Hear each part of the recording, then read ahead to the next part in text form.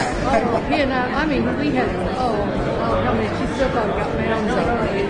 I couldn't go up 30 years, and he and I used to put them together, and then I would help him, and then one day he's about 7, he said, and you just get all the pieces lined up, I can put them together without your help. I'm always younger than that. I used to do that in puzzles, crossword puzzles. I miss doing that stuff. We don't have a Lego store here. And just make sure it's right. Yeah. Out there in Middletown. Yeah. It's kind of like a Lego store-ish. Like, You have to take them out to California. They took Chicago has one. Chicago has one. Now Florida has a Lego one. Oh, okay. But they said one in California was really something. Yeah. They have their own music. Yeah. And in Chicago, it's like a Lego, well, I guess there is a Lego land or something. Which one is it? So one day we'd like to try and go to Chicago and tour all the, science and history, see some of the architecture up there. Yeah. And then also like try and get up there. Yeah, so you can have a good time. Yeah, exactly. I love doing it with them. I miss all that. I told him, y'all should have younger up to say, the one son loved it, and son loved hated it. Oh, really? Well, he'd sit there and do all the different things. And, I mean, it's just so funny how they're different. The Legos, I love them. He had the ice one.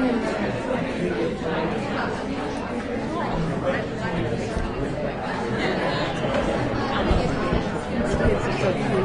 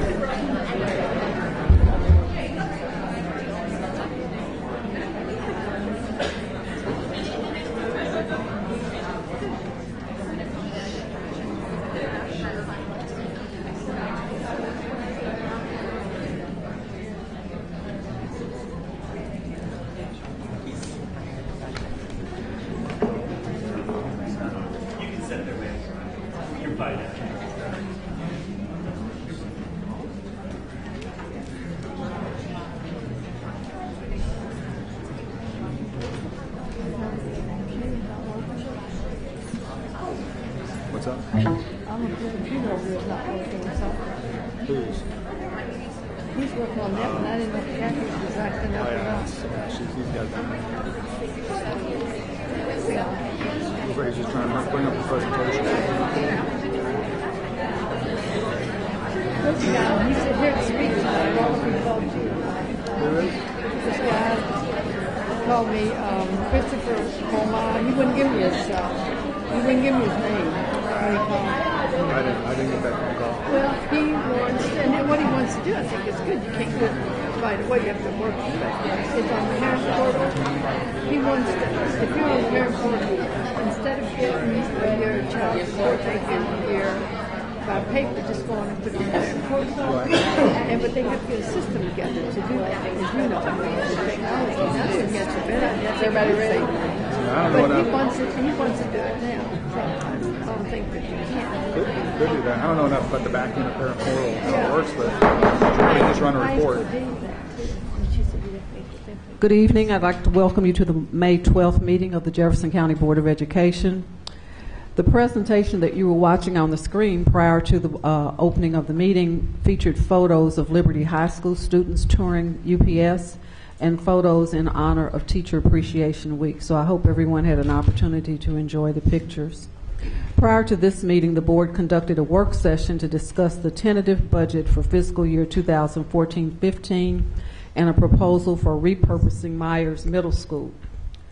At this time, we're going to have a moment of silence, and then we have some wonderful students with us tonight that are going to lead us in the Pledge of Allegiance, and then Ms. Duncan is going to read our vision statement for us.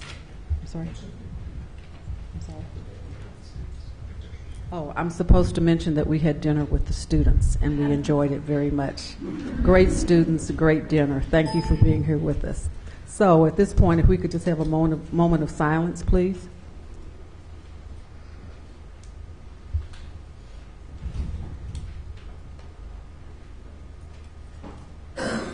Please stand for the pledge.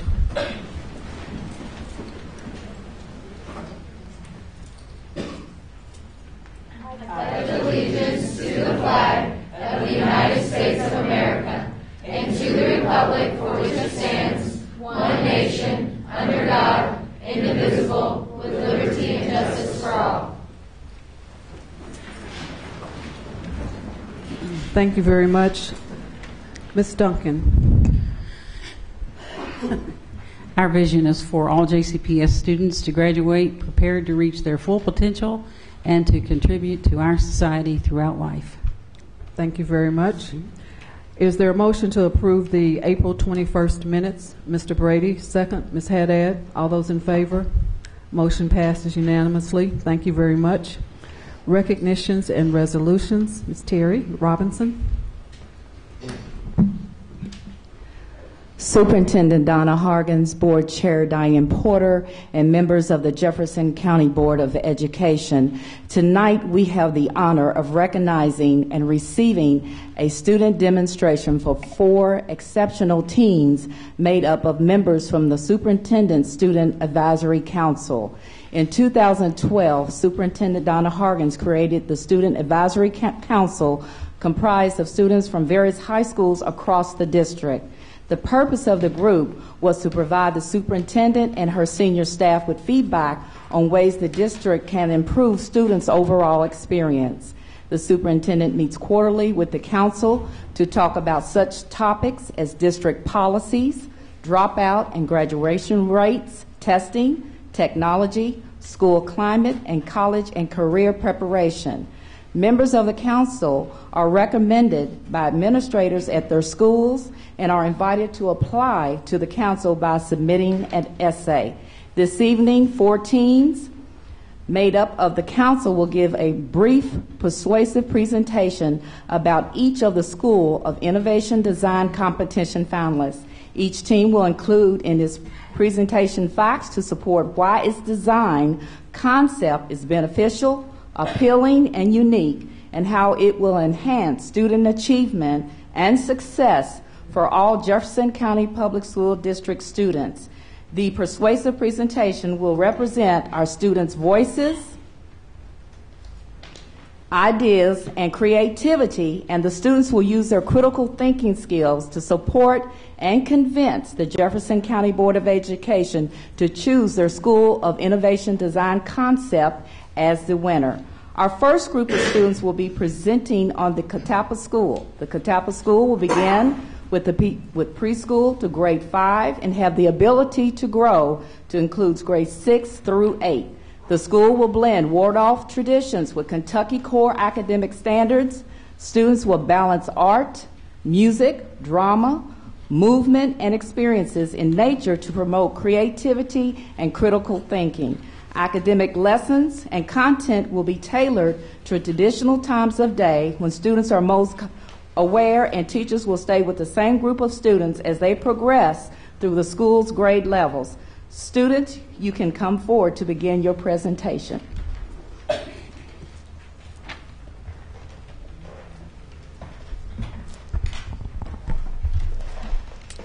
Hello, my name is Erin Coffey, and I'm a senior at Eastern High School. Hi, I'm Maddie Graham. I'm a freshman at James Graham Brown. We are advocating for the implementation of the Catawba School, and we found that the main focuses of the school are rhythm, readiness, and respect. These 3 qualities are essential in forming a well-rounded student. A very credible point that was included in the school's description was the fact that the teachers remain with the same students throughout their duration there. Having the same teacher for 6 consecutive years helps students form relationships, build trust, and have a parent-like figure present in their lives. It is also easier for teachers to hold students accountable due to the fact that they will have a stronger relationship. Teachers are expected to model appropriate behavior at all times in both social and professional situations. There will also be time saved at the beginning of each school year that would typically be utilized for students and teachers to get to know one another. Secondly, students will experience moral, emotional, and intellectual development. As far as morality is concerned, the school teaches students to exercise good morals in the decisions they make on a daily basis. Having the ability to handle situations with proper emotional responses is a key factor in establishing a stable student. Intellectually, they will incorporate art, music, nature, and other creative outlets to allow children to develop resourceful and basic knowledge. These 3 combined ensure rhythm, readiness, and respect in all aspects of the students' lives. Another important point is that the Catawba School teachers will be responsive to the natural behaviors of their students. They will adjust their schedules to get the best out of their students during different times of the day.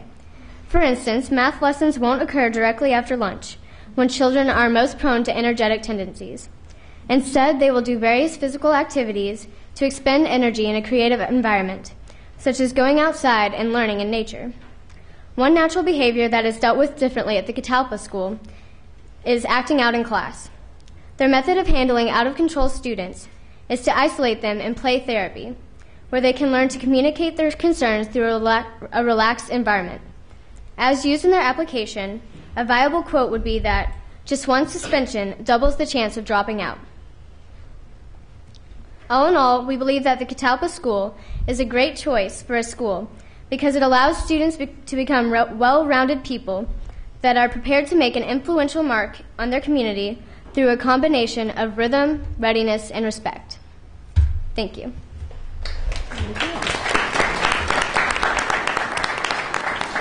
Thank you. Our second group will be presenting on the Louisville Reach Academy. The Louisville Reach Academy will be a year-round school serving students in kindergarten through 8th grade. The one site will include opportunities for medical and dental services, family therapy, government services, adult education, job shadowing, and family education workshops.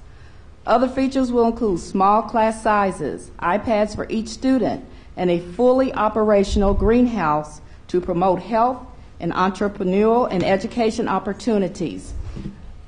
Students, please come forward to begin your presentation.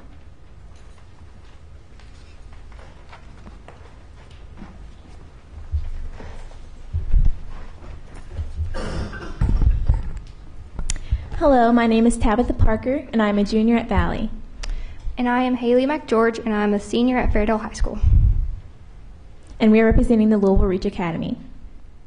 Healthy eating, year-round schooling, and a full-service community will create some of the very best opportunities for educational success for children in JCPS. It is a known fact that all people learn in different ways. Constructing and applying proper steps will encourage childhood learning and a higher success possibility rate in the future. We advocate healthy eating. We encourage students to reach for an early advantage in life. Where there is healthy eating, there is a healthy life. They grow and sell food in a greenhouse. They also promote healthy eating through science and math skills by using an outdoor classroom. The Louisville Reach Academy will also provide year-round schooling. We encourage students to reach for full comprehension.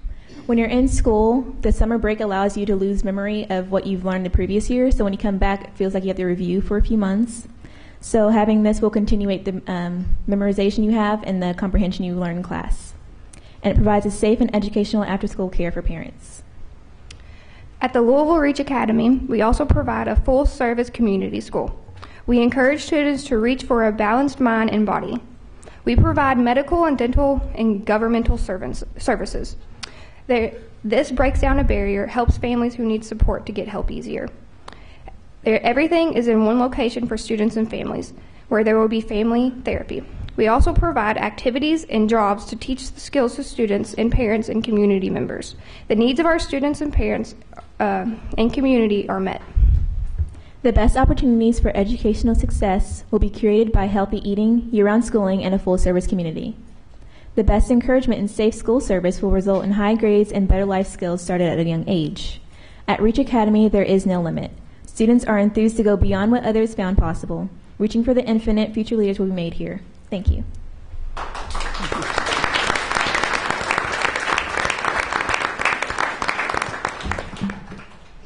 Our third group will be presenting on the Metro Museum Magnet School. The Metro Museum Magnet School will serve students in kindergarten through grade 5. Children will participate in a classroom that includes Louisville's Museum Row. Students can walk to project partners where they will participate in theme-based projects using authentic objects, experiences, and resources. Students, please come forward for your presentation.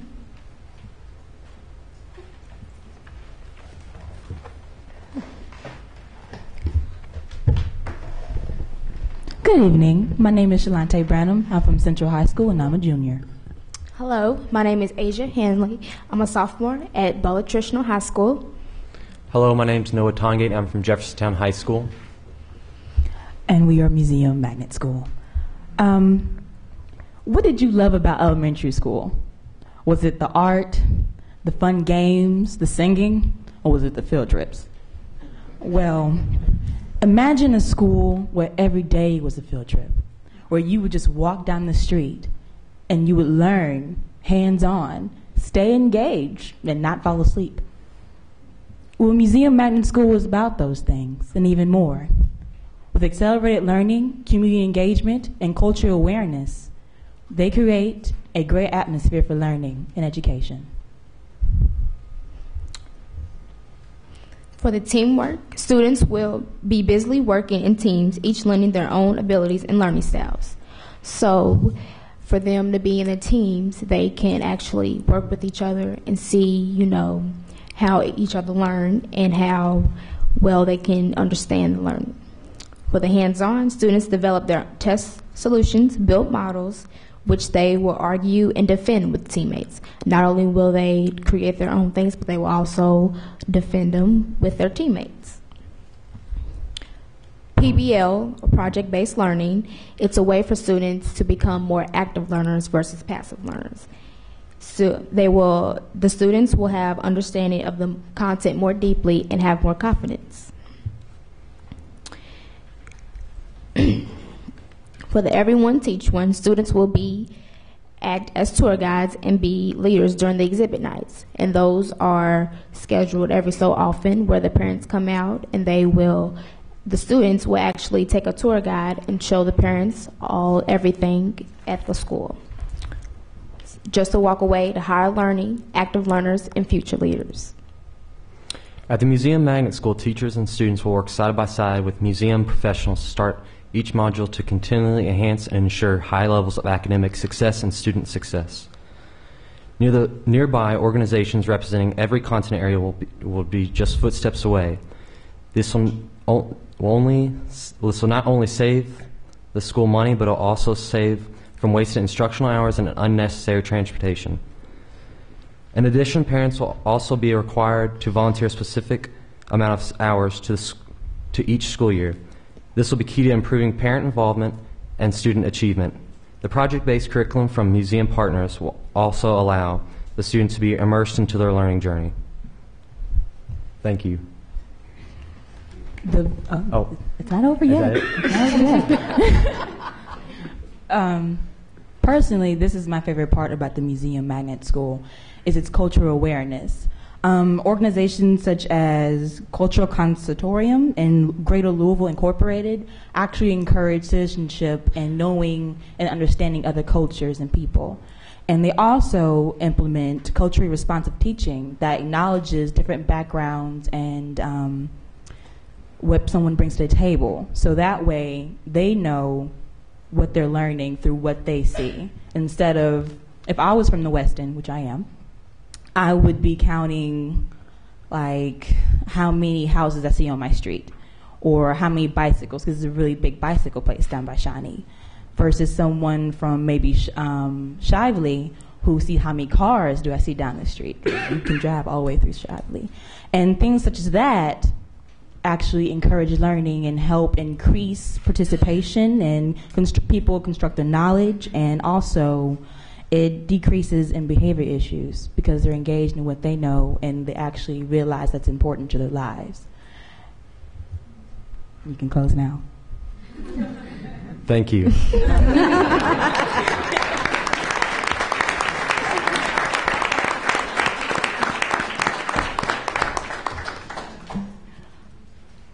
Our final group will present on the Next Generation School Community School. The Next Generation Community School will be a high school that allows students to have flexible scheduling and learning environments. It will also give the students the opportunity to earn internships at local businesses, media outlets, and community services, which will be housed in the school. Students will move to new topics and courses once they have demonstrated mastery of the required material. Please come forward, students, and begin your presentation.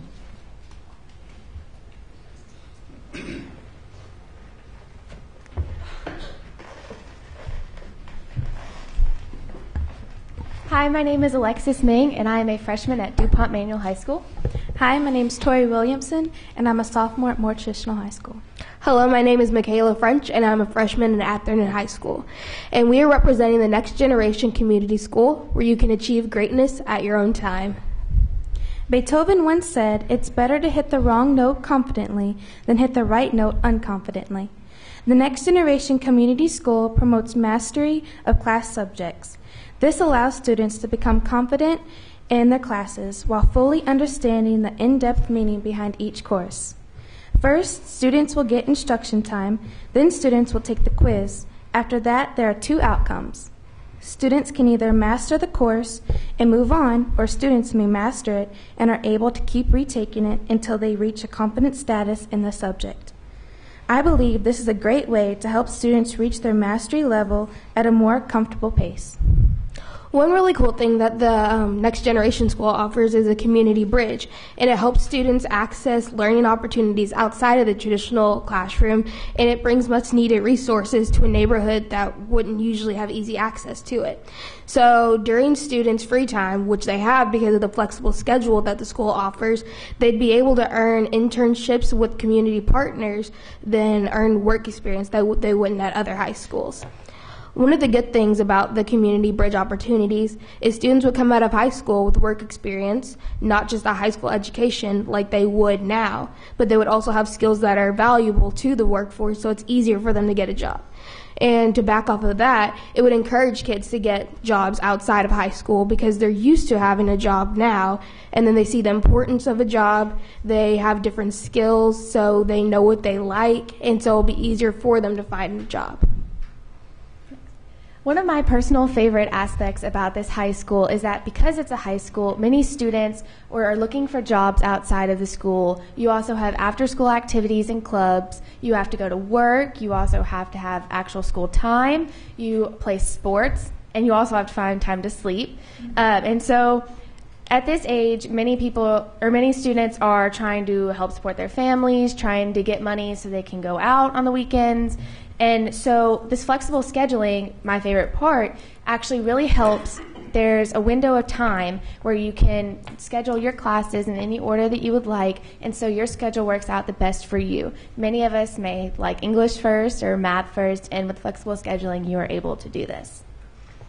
Thank you.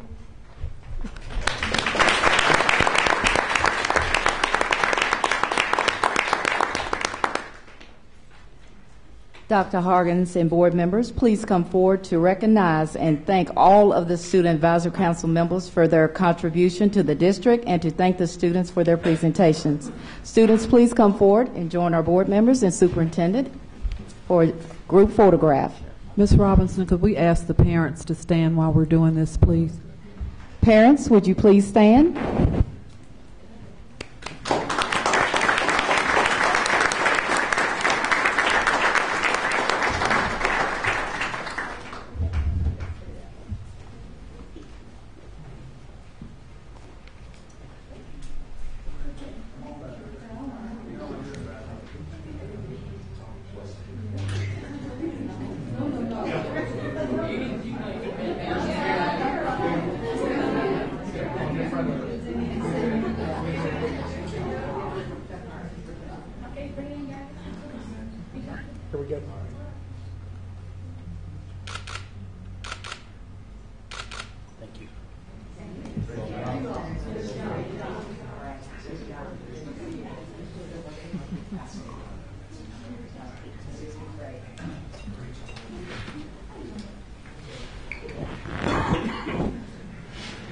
Good job.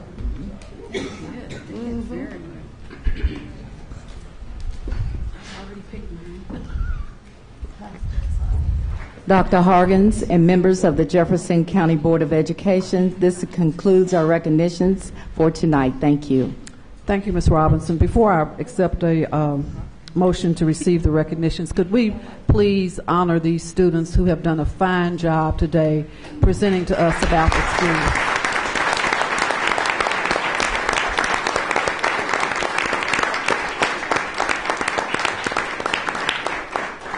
Thank you so much for being here. Is there a motion to accept to receive the recognitions? Mr. Brady, Ms. Haddad, all those in favor? Motion passes unanimously. Thank you very much. And at this time, we take a little pause so that you can maybe work on homework or just maybe go home or maybe relax. Thank you so much for being here. If you'd like to leave at this time, we appreciate it very much. Wonderful job. Thank you. You had, we felt like we were at the Shark Tank, so thank you very much. Yeah.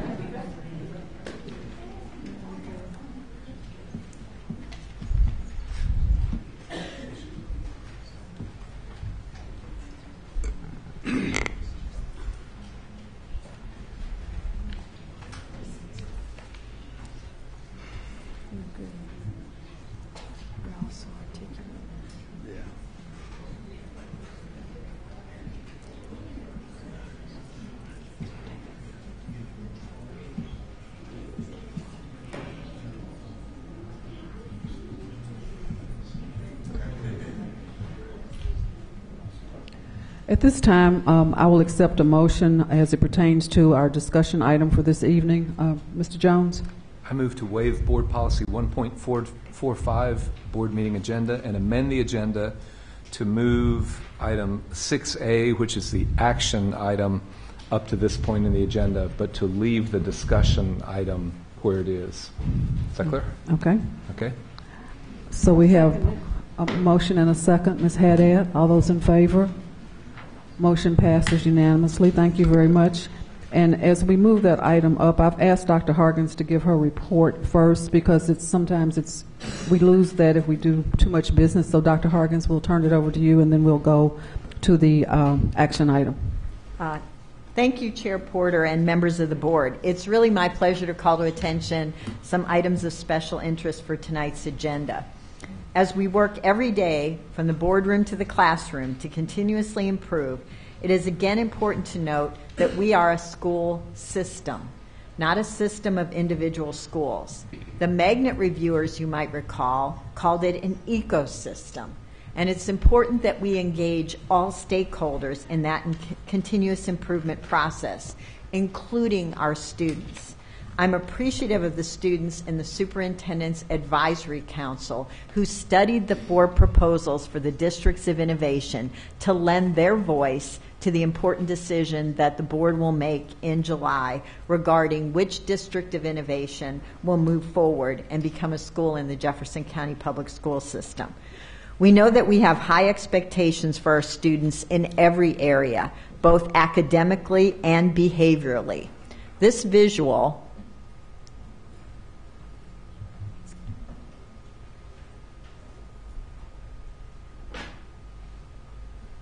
that you saw at the work session represents a system that must be in place to ensure that our students are successful.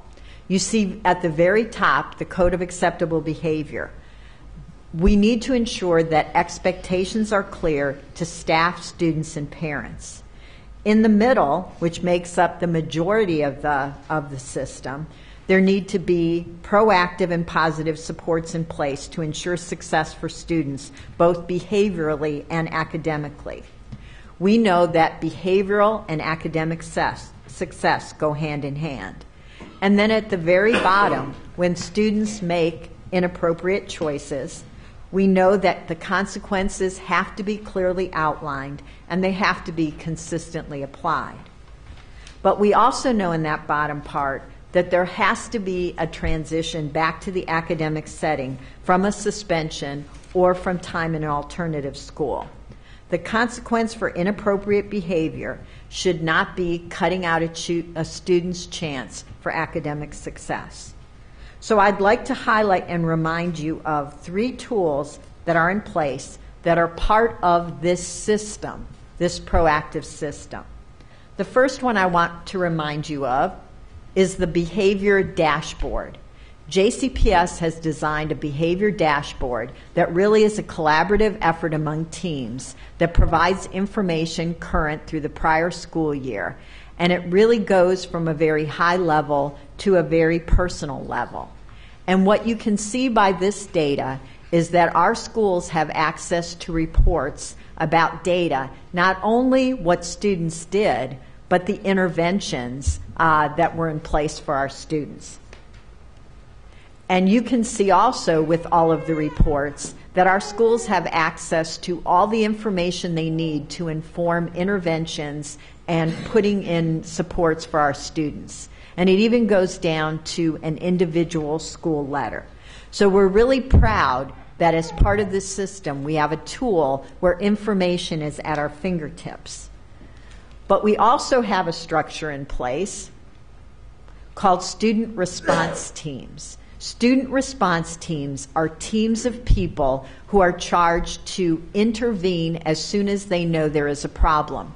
And we thought the best way to tell you about student response teams was not to tell you, but to show you.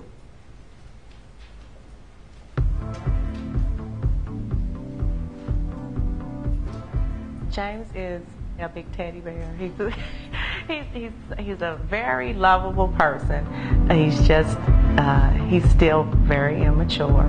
It was time for the grades. He had just went drastically down. I'm like, what happened? When I initially met with teachers to speak about SRT, there was a lot of apprehension about what this meant and what were the ramifications for their classroom. I need to feel like if something happens that my administration has my back. And I have always felt that way. And so when I first heard about this, I was worried that that was being taken away as an option. SRT has been wonderful. It's been a lifesaver. And we all talk about the amount of kids we save or we fix. This is the Positive Action Center. Basically, it is a safe place for them to come. I document date, time, and their teachers and the grade that the student is in. I also document the behavior that requires the teacher to call for assistance. I basically document the consequence or what we did to help them. It is a PLC, really. It's a behavioral PLC. This tracks my data, so basically I can see, okay, Johnny was in here 7 times yesterday with this particular teacher. None of these interventions worked, so today we're going to try something new. Or this intervention worked, and so we need to keep repeating this until it doesn't work anymore. A kid can do something and they don't sit in class 2 hours while they're waiting for somebody to respond. It's an immediate 911, we respond, we figure out what to do, and classroom instruction doesn't stop. That's the biggest piece, is classroom instruction doesn't stop anymore. We can head off problems before they become emergency situations if they'll just give the SRT responders an opportunity. So it was almost like, I think of it as going from 0 to 15, which is classroom, other teachers' classroom, to 60. And the difference now is that sometimes we still go to 60, but now we also have a 30 in the middle, which is the SRT. So there's a greater chance of the kids not having to get as far to the administration. Some of them still do, but fewer kids get that far as they would have before. I've been able to have that beautiful opportunity to watch a kiddo like James come in 6th grade, who is a lovely young man, but definitely struggled with maturity level, struggled with organization. His teachers were very open to the process, that they were very good about communicating with his mom. And they were also good with communicating to myself and other staff people about what the difficulties were that James was facing. I looked at his grades, and where there were D's, there are B's and A's. So now he's really, I think, prepared to be a 7th grader. We were trying to hit it before it hit rock bottom, and it really did work. Our SRT definitely works. First thing we have to do is get teacher buy-in, because in the whole behavioral aspect is you want teachers to have the power inside the classroom to educate the students to empower themselves. Our staff already has plenty to do, And so when they are called upon a messy SRT situation that is like the layers of an onion, and you peel back the layers of the onion and you uncover all of the concerns that need to be addressed, that is a large investment of time. But when we're talking about people, when we're talking about kids, when we're talking about their long-term success, our time investment is exactly what we owe them.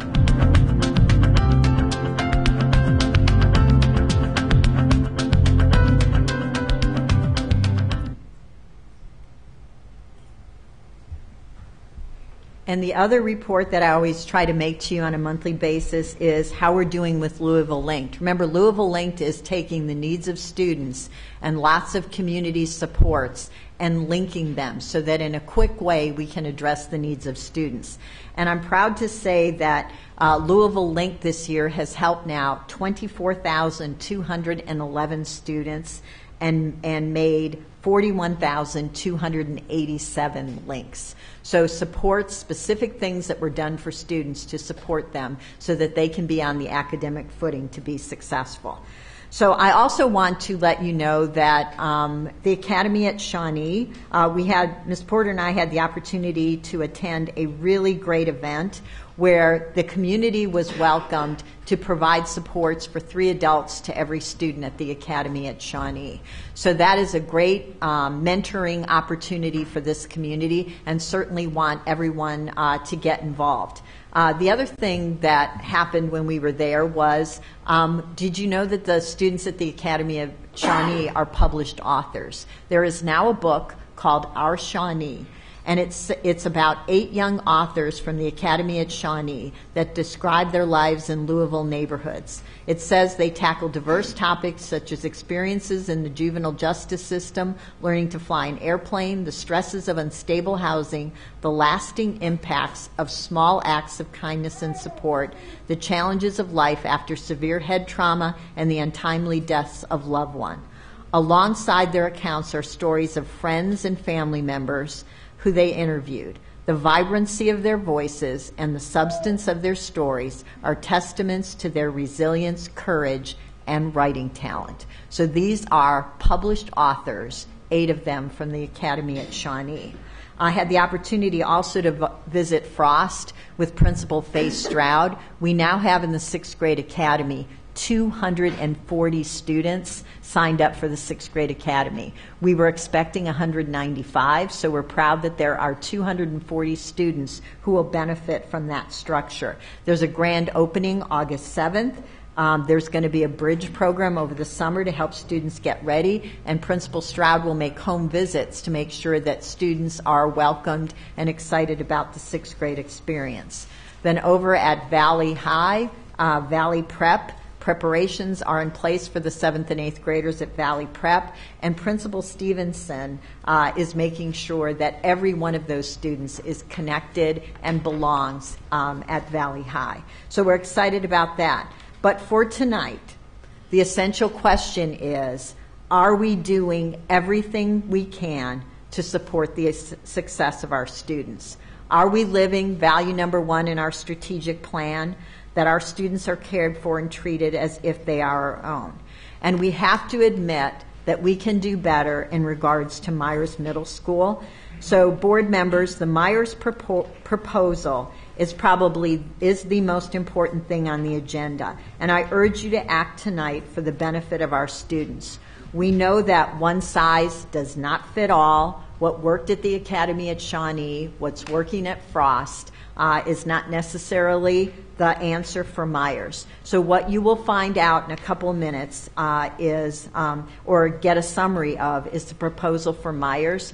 But in terms of moving this district forward, creating systems of support, and changing when we know something's not working are the 2 essential ingredients to moving this district forward. Chairwoman Porter, that concludes my report. Thank you, Dr. Hargens. At this time, what we would like to do is to accept a motion to waive the board policy 1.45 so that we can ask the speakers that are here to speak on the agenda item. We have 3 speakers on the agenda item. We have another 9 that will speak at the end of the meeting on non-agenda items. So is there a motion to do to move the speakers up for the agenda items at this time. Mr. Jones, second. Ms. Westland. All those in favor? Motion passes. Thank you very much. So at this time, we'll do speakers, and then we will move straight to our report. Our first speaker is Chris Harmer. Mr. Harmer, welcome. Each speaker is allowed 3 minutes to address the board. At the end of 2.5 minutes, a bell will sound once. You will then have 30 seconds to finish your statement. At the end of 3 minutes, the bell will sound twice, indicating that your time is up. Thank you very much for being here tonight. Good evening, Ms. Porter. My name is Chris Harmer. You all have seen me here before. I'm with the Fellowship of Reconciliation. As you know, we've been involved in the community opposition to the Cadet Academy pilot at Myers. We still oppose it and believe that now is the perfect time to end this ill-conceived pilot.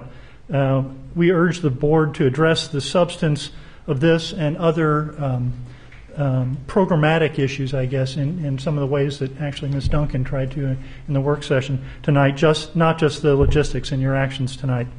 In a recent meeting with JCPS administration, we understood that Dr. Hargan supports continuation of the cadet program. The budget proposal that you heard in the work session said that the purpose of the Myers reorganization was to help every student improve their academic performance. And yet, as you all have seen, the analysis by Dr. Gaines of the University of Louisville found, using JCPS data, that there was no statistically significant impact on achievement. We ask you, why continue this program? We understand you want to strike a balance between local school input and the central administration providing all the recommendations for what are the answers to fix the school. We understand that. On the other hand, this is a priority school. SPDMs are only advisory. Their ideas weren't successful enough. They need help in getting out of that hole. And so we feel it's important that we rely on proven systems where there's research behind them for their success in the intervention. Indeed, even the students and school staff leadership who had input on the cadet program's future and apparently supported it were missing the most critical piece of information, the Gaines report, which says that it doesn't help overall student achievement. Cadets also lose the opportunity for the traditional related arts, which are arts, music, and foreign languages. Superintendent Hargens has supported these as being important in improving achievement, and actually the students who presented so well tonight, 2 of those 4 proposals that you're looking at rely heavily on arts, music, dance, and those things to help invest and involve students in their own improvement and have an effect on achievement. And the Cadet Academy, to the contrary, will take away 5 of those hours a week for related arts. We think then it's not just a neutral, but it's actually reducing these other programs. Lastly, the budget that was presented in December for the cadet program was $140,000, and it included doubling the staffing, and we're going to be cutting the number of students. It doesn't make sense. We think that's 180 degrees in the wrong direction. We think instead that money should go to professional learning communities, PBIS, and other proven programs. This is not something for the relocated students. The cadet program is not something for the relocated students to hold on to, but it's something that will hold them back. Thank you for your time. Thank you so much for being here tonight. Our next speaker is Sarah Knowing. Sarah Knowing. Our next speaker. Sarah Koenig. I'm sorry? Sarah, last name Koenig. Koenig.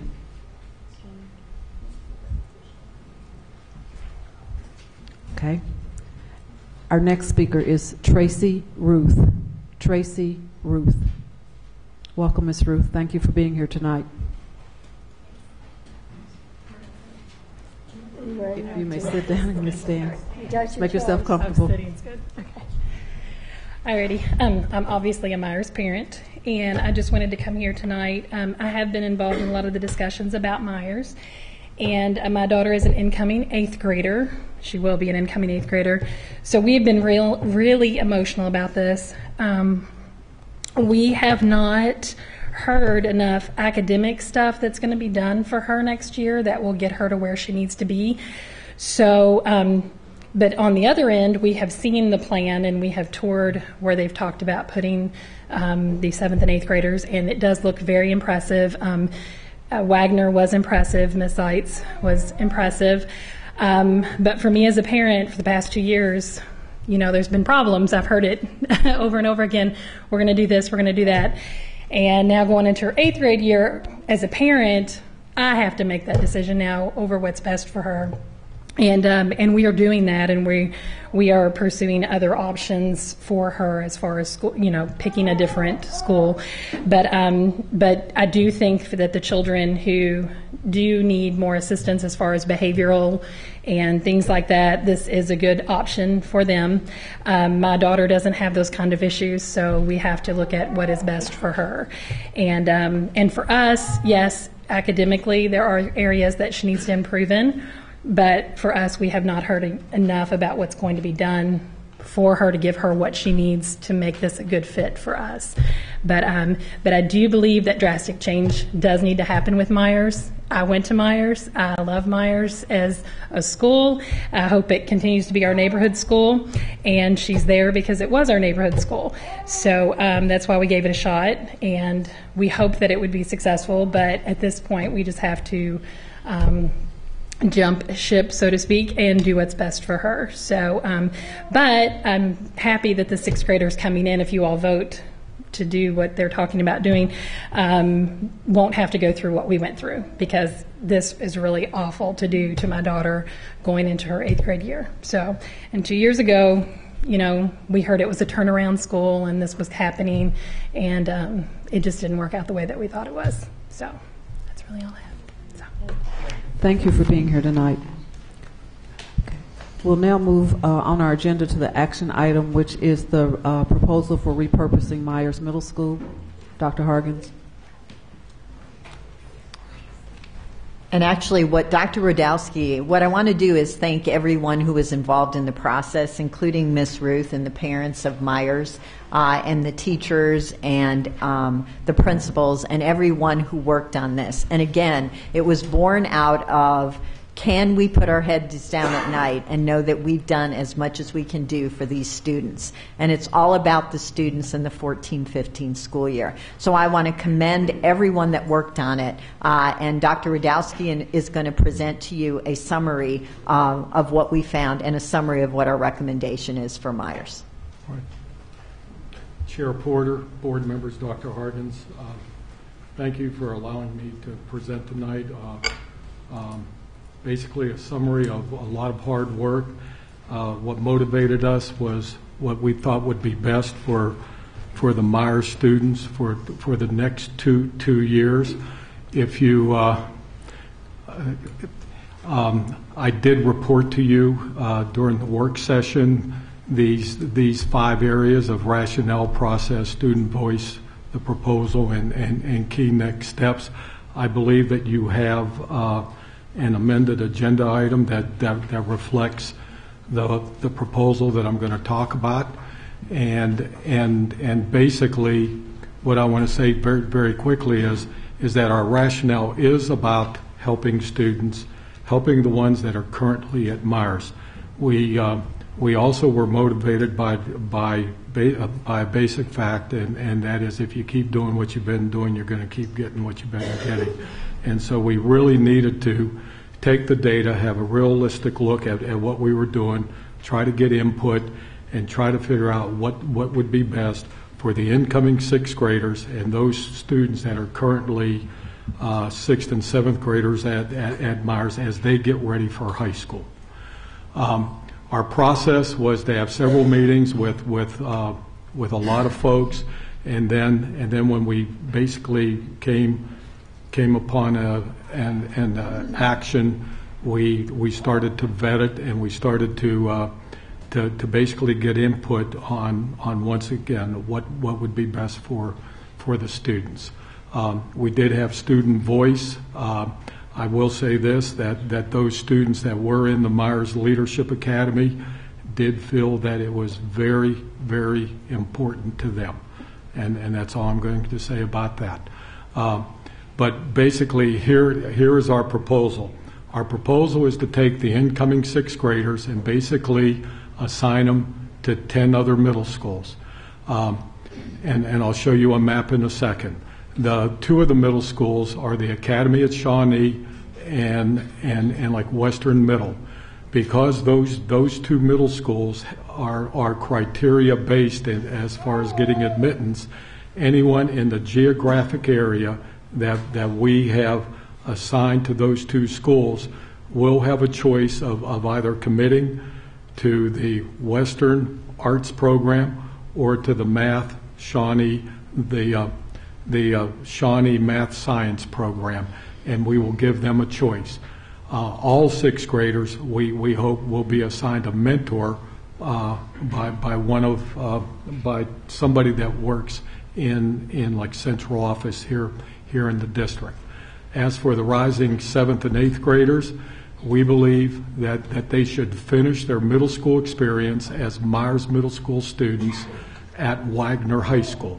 The Wagner principal has been very enthusiastic about welcoming these students.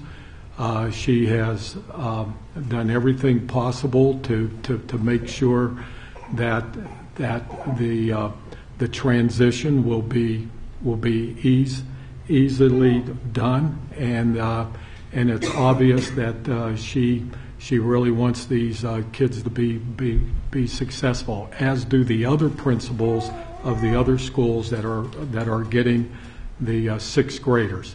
The rising 7th and 8th graders will be able to stay together as a group, and they will be able to participate in the current middle school activities that they now have at Myers. The schools receiving the students will be appropriately resourced. As we explained in the work session, that means that they will get the funds normally that follow students, but more importantly, we have done a calculation, and the phase-in of the sixth graders over the 3 years at the schools receiving these students, they will be funded next year at the amount that they would get when all three classes, 6th, 7th, and 8th grade, had phased through. So if I'm a student, or if I'm a school that's receiving 30 students next year, over the 3 years, that would be 90 students. I would actually get funded at the 90 student level. To continue, students now at Myers participating in English as a second language or exceptional child education will be placed in units based on programmatic needs, space, and transportation considerations. These are the same considerations that now go on in these two programs. All impacted families will be able to apply for a transfer to another school for their students. So the previous speaker will be able to apply for a transfer for her student. And then the current Myers Middle School building will be repurposed to meet one of the needs identified that was presented at the facilities meeting, I think within the last month, and we will have these recommendations as to how we will repurpose the building in June of 2014. Just a reminder, this is the map, and there's two areas to Myers, and you can see the schools that are involved with Myers. As part of the board report, I'm just telling the audience there's the numbers that we see in terms of the like reallocation of students, and then here are some key next steps that if you approve this recommendation tonight, that we will start on tomorrow. And with that concludes my report, and I'll be happy to take any questions. Thank you, Dr. Wadowski. Questions? Ms. Duncan? Bob, I talked to you a little bit about this. My concern here is that we follow these students, the rising sixth graders and the 7th and 8th grade. We follow them with doing something different when they go, not just changing the school, but doing something different. And And I know that we say we've got the money that's going with them, but do we have the plan that does something different for these kids? Because they're the ones that are going to need the extra support.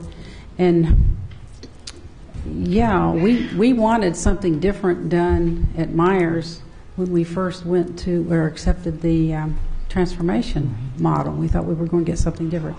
Then we approved restaffing, and we hoped something different, and we never even have had a chance to give restaffing a chance to work. So to me, this is not about just blowing a school up and sending kids to other places.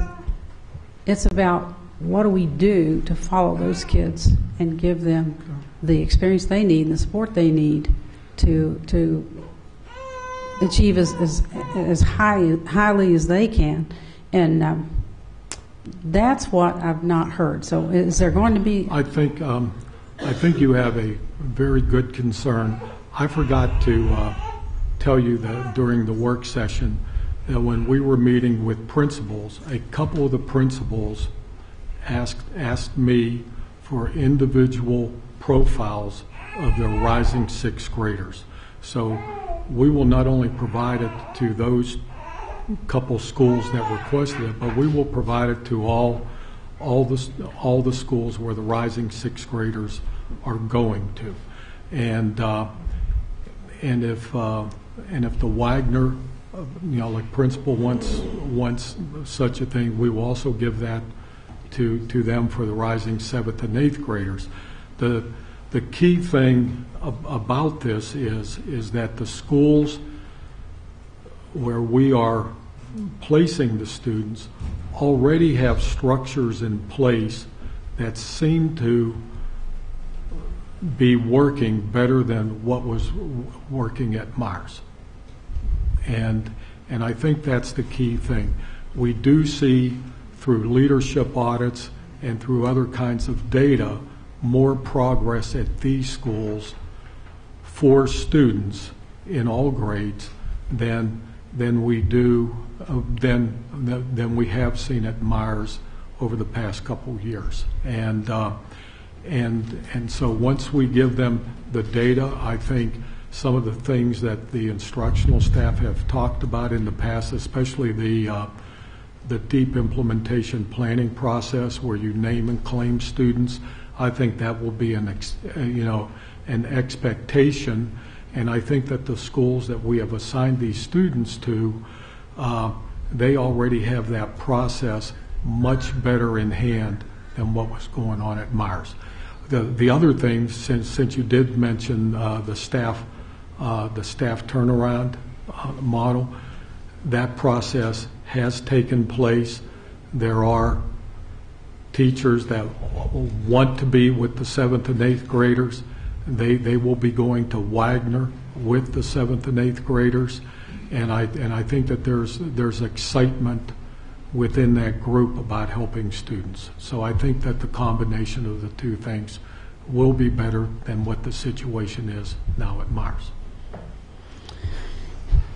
And I think we just, for parents coming on, they need to understand that these are new attendance areas for students who live in those 10. This is not just a one-time deal. These are changes. These are boundary changes that are being made so that these kids have some predictability about where they would be attending middle school, because this can't be just a one-year thing. Okay, our process has always been in regard to boundary changes that those parents affected do get notified, and then we do change the programming that we have in terms of the dime file and things like that. So that will happen beginning tomorrow, and that's if you approve this. And if they don't, if that's not the school of their choice, then they have an opportunity to transfer. They have an opportunity to transfer this year, and in future years, those rising sixth graders have the opportunity of applying to a magnet school or attending the school of their resides or applying for a transfer. like any other student. Mr. Hadaway. I have two questions. They're in two different areas. The first one is the incoming sixth graders will be paired with central office mentors. Yes. Can you help me wrap my mind around that? What's that look like, and how does that impact those students and their achievement? Well, I've been an everyone reads person, and I really became a mentor more so than a reading buddy. Okay, and by that I mean sometimes I just went to a baseball game to watch the student because just to have somebody in your corner. So as a mentor, I think a mentor to me is one that is supportive, one that can sort of help you with resiliency issues. Like every day is not a good day. Okay, and so you have to sort of pick people up, and then you also have to talk about expectations. Okay, and about meeting expectations and just things like that. It's more of a coaching kind of thing, at least to my mind, and so we are going to ask central office people to be available to mentor, and that includes me and members of my staff and others throughout Van Hoos and throughout our central office. So it's not necessarily a one-on-one kind of relationship. Well, I hope it will develop into a one-on-one relationship. Okay, but a central office mentor could have a handful of students. It depends on the person and whether they can handle it or not. Like we think at least a minimum of one. Okay. So the other question I had is in the area of finance. In our work session, a lot was covered in relation to this proposal, except one thing that I didn't see, and I don't know if it's just not something we can forecast right now, but I'm curious, is there an impact on transportation expense if this approval goes through?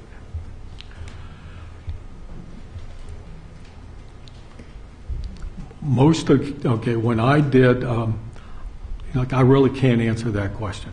Okay, I will say this: when I did student voice, when I had focus groups, of the two groups, I'd say 85% of the kids were transported to Myers out of the two groups, and so I'd say that if there is a transportation bump, it'll be a small bump just based on the fact that most of the kids that were in my focus groups were already getting transported.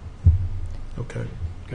And I'd just add that the Director of Transportation, Rick Capel, has been involved in the process from the beginning to make sure that the logistics of moving kids would work. So he's been involved in the process, and he didn't create any concern regarding the transportation.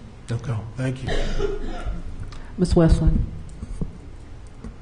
Dr. Rodofsky, is there any communication that we have to have with the state? I kind of lose track of where we are on Myers and what the state requires. I know that the state came in and communicated what their report was about the principal, but is there anything we have to interact with them, any requirement, the restaffing, was that part of? We've been interacting with our ERD. Is that what Ms. Powers is? Education Recovery Director. Okay, right. Is that what Ms. Powers is? Yes. Okay, and she's not an ERD. She's an Education Recovery ERD. Okay. I just wanted to say the word. That's all in public. Okay. And I get the impression that there's been communication through her to the state. I have not gotten any communication back about any kind of special thing I have that we have communicated to with do. Dr. Foster as well, Yes. and we need to fill out a form Yes. to make and they've been right with us with the process. There's no concern that there's going to be a roadblock there if this moves forward? No concern. Okay. Well, I just want to mention a couple of things. I appreciate the hard work over the past couple of weeks on this, and I know everybody's heart and mind is in the right place here, and you want to do what's best for the kids. But I've said this before, and it's really just about going forward. Over the almost 8 years I've been here, and some people have been here longer, I've been around when we've tried to turn a school around, or we've redefined what it is, or we've changed staff or whatever. And then we also add new layers. We're going to intervene here and add this and add this. I just hope going forward that we use our great expertise, the people I see out here, the staff, and intervene quicker when the basic structure of a school isn't working. You know, Bob, in your report, you said something about the unbalanced instruction, or Right. not every place was performing at the high levels where it needed to be. Well, we should have stopped that a while ago, right? And so now we're going to do this. As Ms. Duncan said, we had these different things we were tried over the year, and it's really not about Myers, because you've got a proposal, you feel solid about it, but it's about going forward. When we have schools like this that are really in need, that we need to go in there and be, because and I've said this before too, this board would approve just about anything to help a student or turn a school around, but you've got to be bold and ask, and not be afraid by some interest group or some this or some that, because we need to turn these things around quicker. And I know it takes time, and I will have to say I've been really proud of Westport Middle School, kind of in this place, and because of really intentional efforts, it's still standing and it's growing and it's doing great. And that was a lot of attention and a lot of stability and a lot of, but we had very little to do with it. They shook up what was basically in there and what needed to change. So going forward, let's just make sure and don't miss a beat when we see something that looks shaky like this. Like that parent said, she said, I went in and this was going to be a turnaround school, and it didn't quite work out that way. We don't want that story to be told again, Right. What bothers me about what the parent said was she trusted us when her child was a sixth grader. Yeah. And it's been 2 years. Yeah. And That's we've it. said whatever. And I do agree that we need to be quicker and better than that. Right. We need to be quicker and better than that. The last thing is just about the mentors and the central office administrators. I would just suggest that you might be broader about that, and sometimes you can always ask the community too, people who live around there. And there may be some seniors and juniors at Wagner High School that would step up and be a mentor for a student. Wouldn't that be a great lesson for them to do as well? So just adding more things for you to do, Bob. I think that's a great idea. Okay, good. That's all. Okay. Mr. Jones. So my colleagues have made a couple of really good comments, and I want to reinforce them and add a little bit to it. I think Ms. Duncan's question about what will be different, what will be done for the students is really important, and I support this plan in part because we've been assured at the work session and earlier that the resources are going to follow the students. More resources than just the 1 year worth of resources in many cases. But we are kind of taking it on faith here because, as Ms. Westland said, it is unfortunate that we're coming at this later than we might have. We don't have enough planning time. But the assurance of the resources is really important in really addressing Ms. Duncan's very well-founded concern, which I think we all share. The other things that make me supportive of this plan are, first and foremost, the excitement at Wagner about taking in the 7th and 8th graders. And, I think it has been wonderful to hear a new community. And it's really not only at Wagner, that's the one I've had the most contact with, but I think it's some of the other schools that'll take in the rising 6th graders, but places that are not mired in the problems of Myers Middle School, but are looking at these students as just students who they're going to welcome to their campus.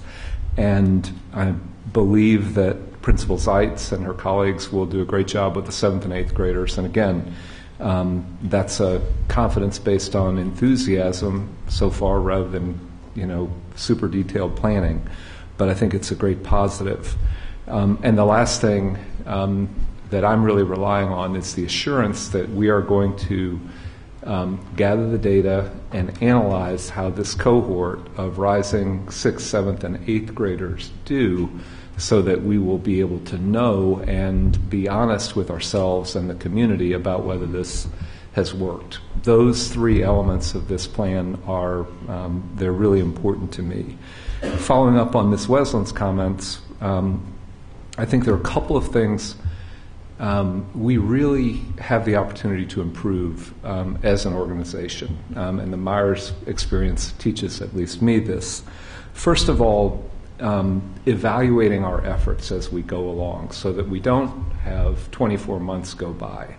But also, and that is, I can't be more eloquent than what you and Ms. Weslin said about the parent and the students at Myers, but it's also important for the people who work for the district, because it is, to me, fundamentally inhumane that we have an organization where the state can just swoop in and cast, great, doubt and opprobrium on people's career, where their colleagues day to day are not giving them feedback as they go.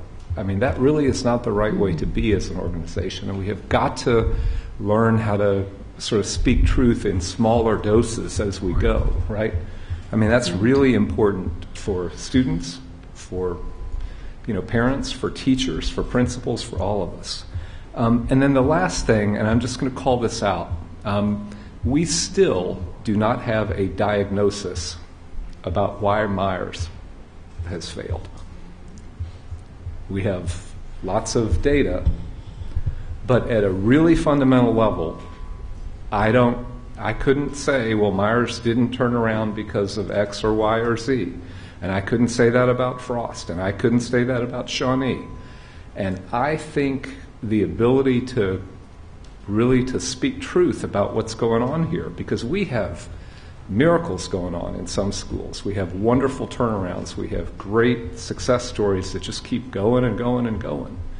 But when something doesn't work, we're not always going to be right, but we ought to at least have a theory of action.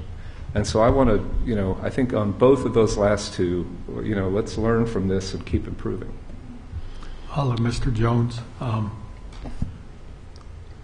when I talk to the students, I'm not sure this is a theory of action, and maybe this gets to Mrs. Duncan's concern. There seem to be inconsistent expectations and instruction from classroom to classroom on both academics and behavior. And this is from the students. Okay, one data point.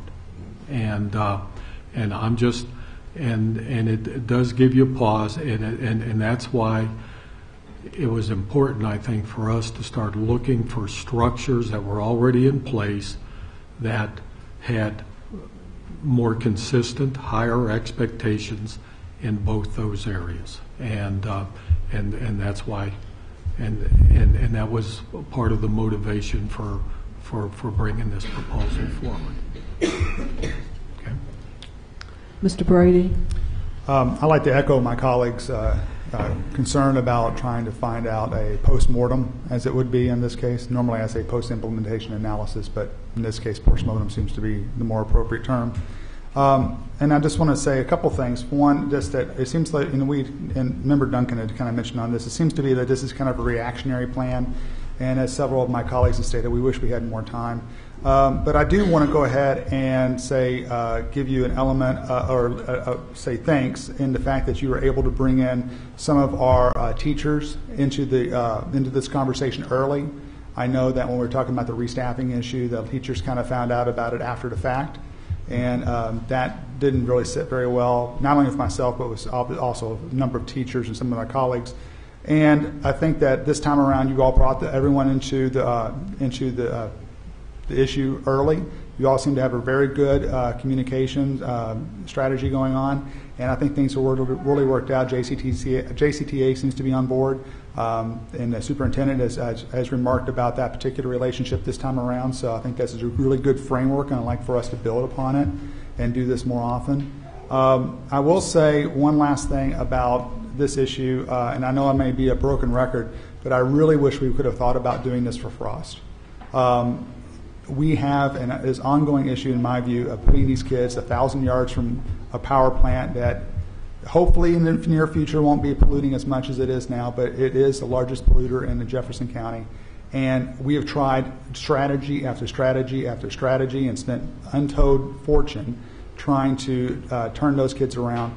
And again, we never got a postmortem on why things failed at Frost.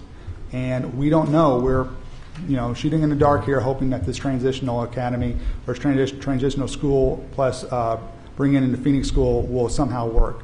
But honestly, those kids could have gone to Stewart, and we could get them out of that particular area, which is in non-compliance by the EPA. And I think it's in a better long-term health strategy, not only of our staff, but especially our students. So in the future, if we do have an issue of Frost, I would like to at least have this on the board and maybe use this as the templates and get those kids out of there. Okay. Thank you. I just want to make a couple of comments quickly, and I think we've discussed everything in the work session, so thank you, Dr. Radowski, for coming back and bringing this again so others can share with the information. But one of the things that Board Member Duncan brought up was a cohort group, and she asked multiple times that we follow these young people as they go to their new school assignments, and I'm going to say that again for this audience so that we know that we are truly doing what we say we're going to do. The other issue, as we talk about an adult mentor for the students, it's extremely important at this time in the process of communication to parents that we go to the parents, because the business of having a meeting and say y'all come is not working for us. And if we are truly going to have adult mentors and people that are working in the schools, it's going to require us going and knocking on some doors and being clear about what their options are, because our parents do not know what their options are. And you described something in the work session about going to the system. If I put in my address and I'm in that block where we talk about Western and Shawnee, that it will show up that I have two options. That has never happened in Jefferson County Public Schools before. So people need to understand that and understand what it means. And they also need to understand that if they are assigned to a school based on the new drawing of the lines, and it's not a school that their child is particularly interested in, what their options are. Because too often parents just say, okay, and is that in the best interest of the child? Perhaps not. But what we are learning is that we cannot post a sign and say, come over, I'm going to talk to you about it, because we are not effective with that. So if we're truly going to have adult mentors, I would ask that we knock on some doors, sit down and talk to parents and students and make sure that we make this process work. The onus for the success is now on us, because we are coming forth with a recommendation that's what we think is a good plan for students, but we have to make this work. So I would ask that we do that also, and that everyone is very clear on what it means if they go to the application process and whatever the school is, that we have had a conversation with them. I thank everybody for their work.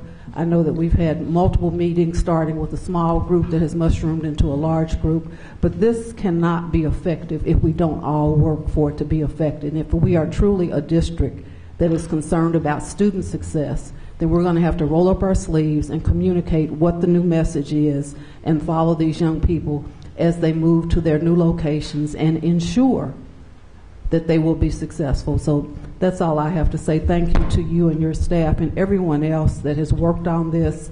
I want us to never lose the focus that every day we open the doors for students. That's very important, because there's a whole lot of stuff we can talk about, but every day we open the door for students. So I would just like to emphasize that.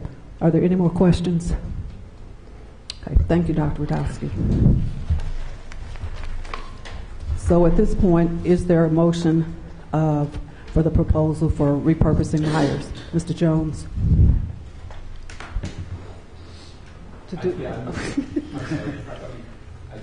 Okay, and a second. Ms. Haddad. All those in favor? Motion passes unanimously. Thank you very much. I've gotten a couple of texts about the fact that we have some parents here with little people, and it's getting to be 8:20, and I'm going to invoke the rights of Mother's Day, which was yesterday. So I'm out of order and off the agenda, but I'm really concerned that we've got some little people that probably need to get to bed, and so I'm off the agenda. Mr. Brady. I'll make the motion to bring our speakers forward. Okay, we said we were not going to do this, but I just think it's unfair. Okay, all those in favor? Okay, so we're going to go and do our speakers, and we're going to start with the speakers because I think we've identified where some of the parents may be. So if you don't mind, I'd like to start with Brittany Bolliard. Brittany Bolliard, welcome and thank you for being here tonight. You have 3 minutes to address the board, 2.5 minutes, and the bell will sound once. After 30 seconds, you'll have 30 seconds to finish your statement, and at 3 minutes, the bell will sound twice. Thank you for your patience, and thank you for being here tonight. Thank you for having me. I just wanted to come and talk to you, and I apologize for the little people. Couldn't find a babysitter. At Great House, there is a proposal for a new class for ECE. I don't know if it's final or if it's still in the decision-making process, but I have a first grader that is at Great House. I have a kindergartner who did not get in, and I'm okay with that. We knew that going into Great House. My concern is that you're taking away a classroom and you're adding a classroom for these students that did not go through the lottery process. We went through the lottery process. There's probably, I think, about 300 students who are on the waiting list to get into that school. And I feel that it's unfair to those students who are waiting to get in to then give these 12 spots, take away a classroom from the students who are already there using that classroom. All classrooms are being used. There's, I think the classroom that's in question, we use it every day for tutoring the students that are already there. And I'm speaking for the students who didn't get in and who would like to be in there, that I think that they should be given consideration over students that have not gone through the process of applying for the magnet school and that sort of thing. And I guess if there is space that is in question, maybe another class could be made for kindergartners coming in versus students who were not a part of did not apply for magnet school and were not a part of the lottery process. So that is what I had to say. Okay, thank you so much for being here tonight. Again, I apologize that it took you a few minutes to get up here, so thank you very much. Our next speaker about the classroom at Great House is Scott Schultz. Scott Schultz. Mr. Schultz, welcome.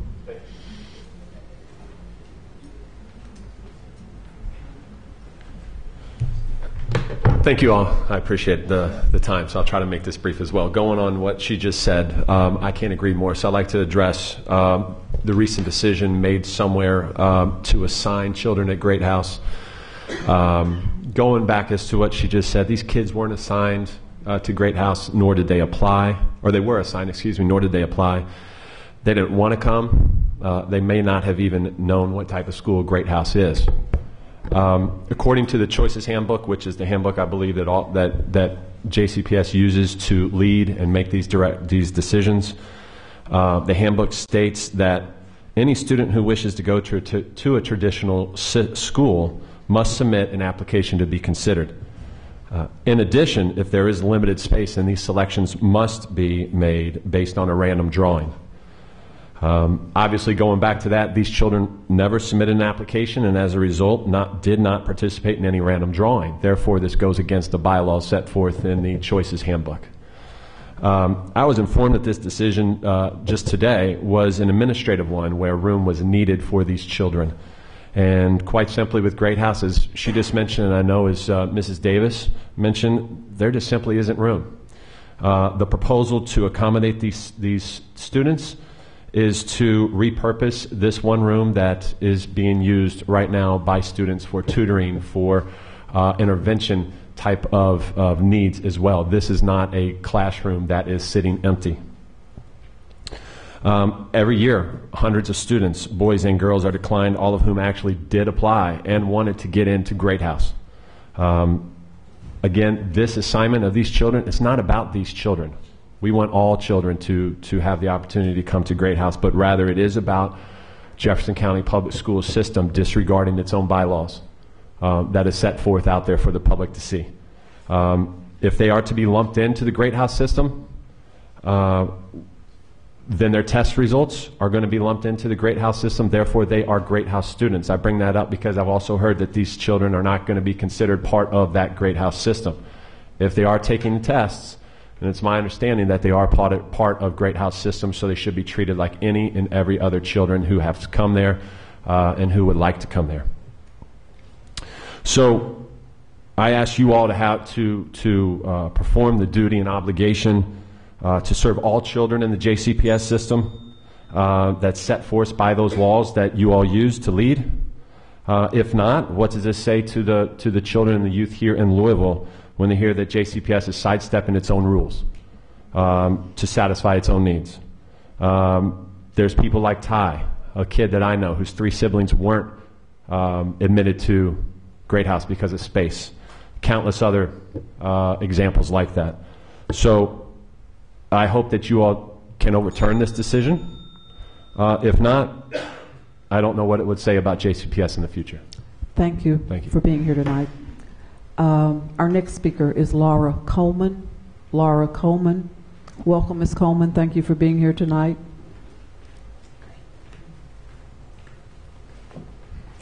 Thank you. I am a parent. I am an advocate. I am a volunteer. I volunteer at least 3 days a week at Great House. I am an actual product of the traditional program and graduated first class ever out of Great House and all the way through traditional middle and male high school. And I'm proud of that. My husband and I moved back specifically. We are our United States Army. My husband is in Afghanistan right now, serving our country, and we moved back specifically so our kids could go to Great House. The first year, 1 child was accepted in, 1 was not. Praise God, both now are in Great House. I love it there. I'm very excited about being there. But I do have a lot of questions and many concerns about decisions that have been made that we were not a part of making. What has been already stated is by other parents, you've heard. And so one thing I would like to know is what's happening with the traditional program. Is there a plan that you guys are actually trying to phase us out? Is that a plan? I would love to know an answer for that. What is the long-range plan and goal for traditional program? If there was enough space for 400 students that have been denied, we can't automatically just accept 12 more. Like has been said, and I can just keep beating that drum, is that the space is for our success maker, which I volunteer in Monday, Wednesday, and Friday every morning. There is our tutoring times, which I volunteer with. There are fine times, which I volunteer with. I'm with our students a lot. I'm not a teacher. I'm a mom. I'm an advocate for this program. I love this program, and I want to see it succeed. If there's a space that I can help you all, I will feed right in, and I will be there as a parent. One thing that I would like to ask you, too, is that you're saying these students will come into the school and be a part of our school, but they will also be a part of our special areas. There is a rule in JCPS that if there is an extra student in each area, because our capacity, we are full. So every time there's an extra student that is added to the special area, then that teacher has to be paid extra at that time. I would ask you, where does that money come from? Where is it that our staff at our school, our teachers, our parents, our principal, where do they have a say-so in the decisions that are being made? We have a lot of questions there. What are the next steps here? As a parent, I would like to say this. I was thrilled to have both of my boys come back. I'm thrilled to be back in Louisville, Kentucky. But without the traditional program, I am concerned as a parent. I am a huge advocate for it. I love it. I believe that we are the number one school for a reason. I believe it's time to take traditional program, and I believe it's time to set it forth and say that we are the ones that we need to model towards. I believe Myers could have been better because of traditional. Thank you. Thank you so much for being here. Let me just say that Dr. Harkins will respond back to parents. She works with staff, and the board is purposely, we don't answer. I hear your questions. I don't want you to think that I'm ignoring your questions. Dr. Harkins and our staff will respond back to the parents that have spoken tonight. So thank you for being here. Real quickly, because there's still some children here, I'm going to swing on Mother's Day as long as I can. Christopher Romney. Christopher, R-O-M-E-I. Okay, Kathleen Curry. Ms. Curry, welcome. I'm going to do the 3-minute speech again because we have so many speakers. At the end of 2.5 minutes, the bell will sound once, and at the end of 3 minutes, it will sound twice, and that will complete your term. Thank you very much for being here. Ms. Curry. Dr. Harkins and members of the board, hello. I'm Kathy Curry, and I represent elementary school parents, and I'm also an SBDM rep at my children's school. I have just presented you a letter, it's the second page, regarding behavioral and mental health issues in our elementary schools and the lack of necessary resources for management in all of our schools. I am an East End parent, and my children attend an excellent public school. Some people were concerned that if I admitted that, our message would be lost given the stereotypes of the eastern part of our city. But we embrace the social, cultural, and economic diversity of JCPS and believe in public school. No matter where we are in this district, our standards are the same. We want schools free of violence in which teachers can teach and not be full-time behavior managers. It's inequitable for a child with complex needs to be in a school without resources when we all know those resources are available at other schools. These needs are not school-specific, so all schools need the resources. My own child, a kindergartner, was struck by a thrown chair this year. That single incident really didn't bother me too much. It was when we discovered that behavioral events were occurring on a daily basis, despite the very informed efforts of an extremely seasoned and competent teacher and assistant, and began observing new behaviors in our own child, that the concern came. We have kids coming into school with serious needs, and we have other young children who don't know how to cope with witnessed behavioral outbursts. These are the stories we are hearing across classrooms, grades, and schools in our district. This is what we need for all children to be successful. We need early intervention. Preschool is essential to help ready kids academically and socially for kindergarten. Mental health representation is critical in every school. We need access to Family Resource Center services. We can expand partnerships with training universities that can help provide these. We need to strengthen our SRTs. We need all school personnel to be trained in mental health and behavior management. There are ways to help children have conversations about incidents that benefit all the kids involved and still allow for needed consequences for actions. Some kids need a therapeutic environment, and we appear to be in desperate need of more of these options at the elementary level. In case this is misinterpreted, I want to emphasize that these behavioral and mental health needs cut across racial, economic, and area of town lines in this district.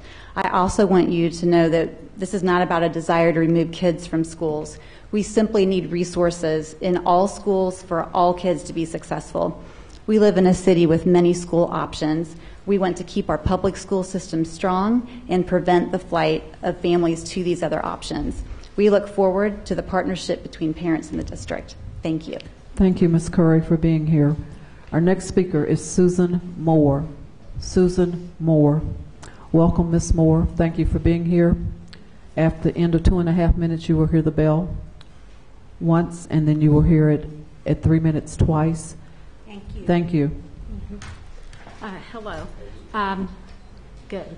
I've taught in Jefferson County for 28 years. I love what I do. I am a teacher this year at Great House. I taught at Wilt Elementary and I also taught at Bloom Elementary. I love what I do, even though some people think I need to retire. I have a lot of energy, and I'm here for 2 reasons. First of all, to support what Mr. Schultz and Ms. Coleman have said about the school and having room. I ask you to come out to our facility and walk around, not to take away the interventions and the labs that we have working with our most at-risk students, but just come and see where there is a good spot for them. We are teachers. We will teach any child. I will teach any child. One of the regulations is not to have overages in the classrooms.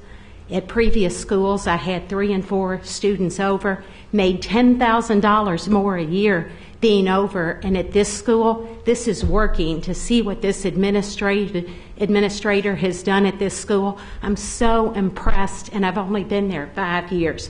So please consider that. And I want to ask you a question, even though you won't answer.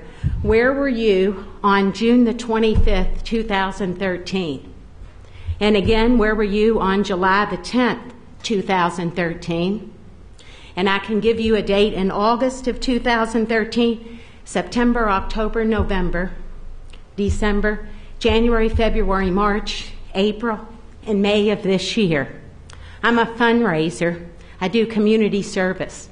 I have, since my time in Jefferson County, been instrumental in 2 schools raising almost $500,000 for the Children's Hospital, and we reward our students. I spend all year coming up with fundraising ideas and how to reward them for giving back to the community. They write letters. They've gotten keys to the city. They've been made Kentucky Colonels. My celebration date this year is May the 30th.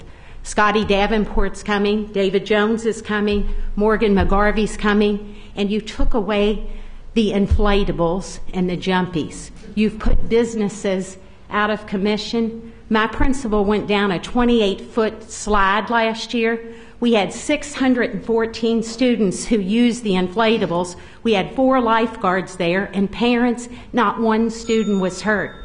And I'm just asking you, implement your policies at the beginning of the school year, not at the end, because my drive is a big drive, and I've worked hard and sat in meetings, and these students have worked hard, and I am thinking of the academic, the behavioral, the social, and the community, and everything I've said tonight, both for the placement of students who I love. I wouldn't be in and thinking of going 30 years without it. I need my inflatable, so maybe implement next year. Thank you so much for being here. Our next speaker is Clint Elliott. Clint Elliott. Welcome, Mr. Elliott. Thank you. Good evening. I'm here on behalf of Alliance Defending Freedom and several concerned parents regarding the Atherton High School principal's decision to allow transgender, biologically, anatomically boy to use a girls' restroom and locker rooms at the high school. And we would request that that decision would be overturned for a number of reasons.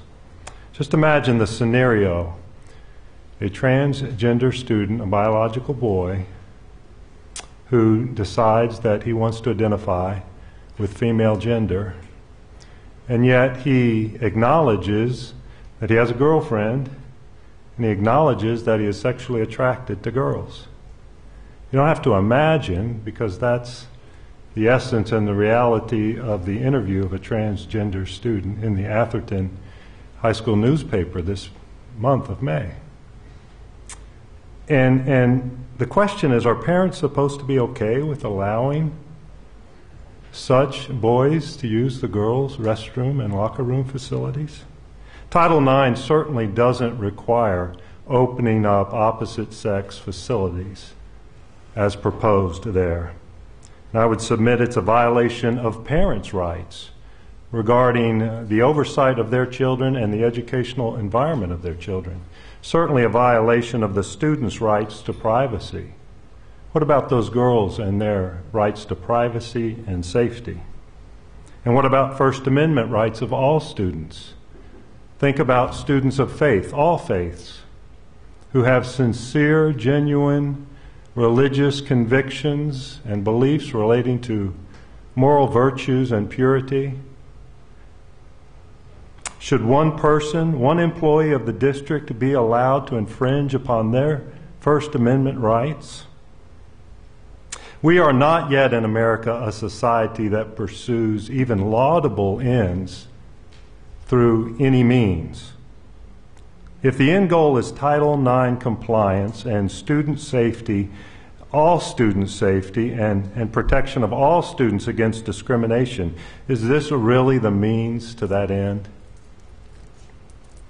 Alliance Defending Freedom has submitted a proposal for a school policy that will address this issue, and I would simply commend to you to consider that proposal. Thank you. Thank you so much for being here tonight. Our next speaker is David Jenkins. David Jenkins. Welcome, Mr. Jenkins.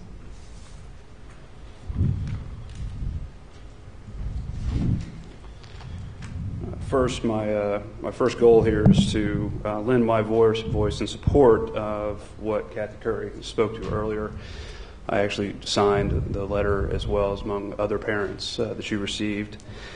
Earlier this evening, Dr. Hargens, you referenced ecosystem, and I really appreciate you introducing that concept because it provides a very useful context for what I'm here to discuss today. And that is interconnectedness, and an important aspect of being a parent and trying to help your kid through school is being connected and involved in the environment which that child is growing in.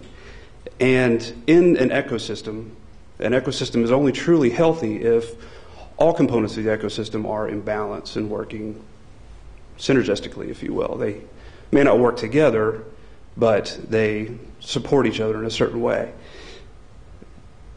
Parents have a challenge both in the home and in the school, in part because parents are challenged and have a responsibility to help their children digest what it is that they're exposed to day to day. I mean, it's tough enough being a parent with, major media putting images out there and content out there that challenge what you may hope your child would see day to day. But, managing your child's experiences and helping them understand what it is that they've been exposed to day in and day out is difficult when a parent is surprised by what they're hearing from their child. What I'm speaking to here specifically is communication. So we have had some incidents occur at my child's school, and from what I've come to understand, these incidents are not isolated to this school. They've occurred in several others within the district, and it has become apparent that some of the parents feel a disconnect between what's happening in their classroom, where their child is, and what they understand to be reality. We're hearing about things across the dinner table that surprise us, that catch us off guard, because we didn't know that they were happening. That's a best case scenario. In some scenarios, children don't know how to talk about what they've seen, what they've heard, what they've witnessed. They don't know how to communicate. And so in those scenarios, I have a neighbor who actually has a situation. Children are exposed to things that they're not communicating and sharing with their parents. And parents thus are not enabled, not empowered to engage with the children and help them process what it is that they've seen and witnessed. This isn't in particular about just violence, but about the sort of influence that peers have on children. So what I would ask for is that the school board assume or adopt a policy which would empower teachers to use the tools that we have available to us today, things like Twitter and Facebook, to communicate with parents about things that are happening in the classroom. There you go. Thank you for being here tonight. And our last speaker is Robin Kraus. Robin Kraus. Welcome, Ms. Kraus.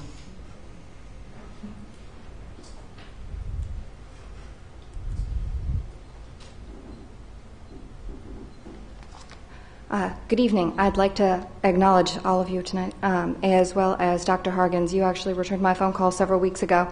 I'm here also to talk about the same subject that Kathy Curry was speaking about, which is actually sort of a district-wide, what I would consider to be outbreak of violence in kindergarten, first grade classrooms. These are behaviors that would be very unexpected coming from students of a very, very young age.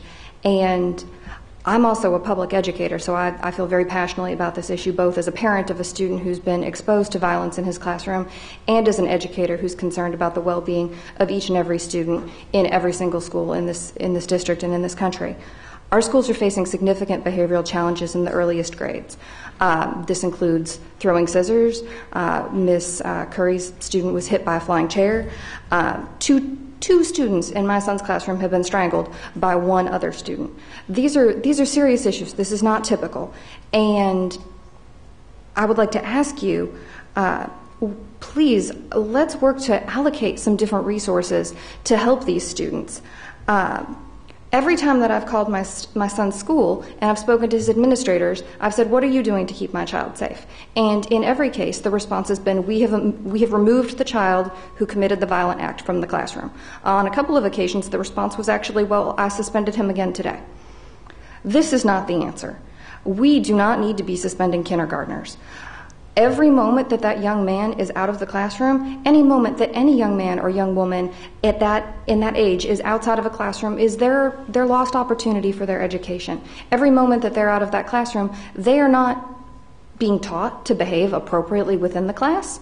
They are not learning appropriate classroom behaviors. They are not learning how to be successful members of that classroom community. I volunteered in my son's classroom, and after a number of these incidents, the intervention that was in place was to give this particular individual Skittles to help improve his behavior.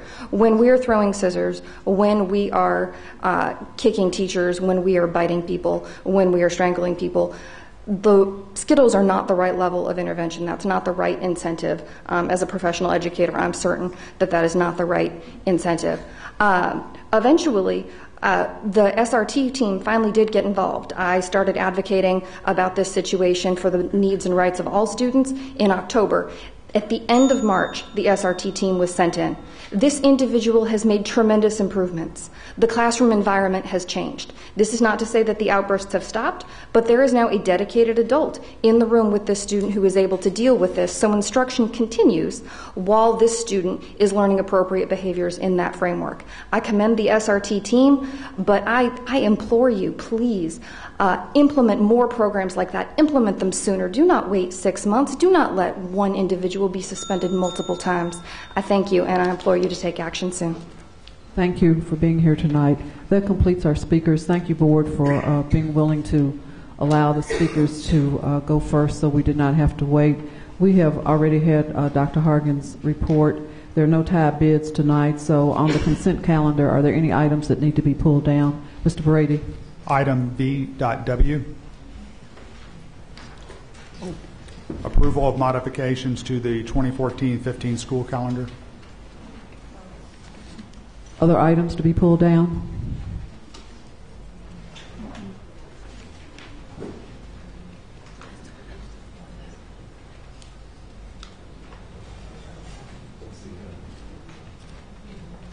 Mr. Jones. It's the workers' comp self-insurance one. I can't find which one it is. It's T, approval of resolution for workers' self. Yeah, that's right. Resolution seeking approval from the commissioner of the Kentucky Department. Yeah. Okay. Thanks. Any other items? Okay, we'll start with T, the approval of the resolution for workers' compensation self-insured program. Okay, so Dr. Razor. Hi. So it starts off saying, whereas we have received sufficient and competent legal advice about continuing financial obligations resulting from deciding to self-insure. I don't remember any discussion of this item or advice received or anything about it. Have we actually examined it? Yes, we. If you give me a second, please. I'll Does anybody else? Get to my page. It's up here.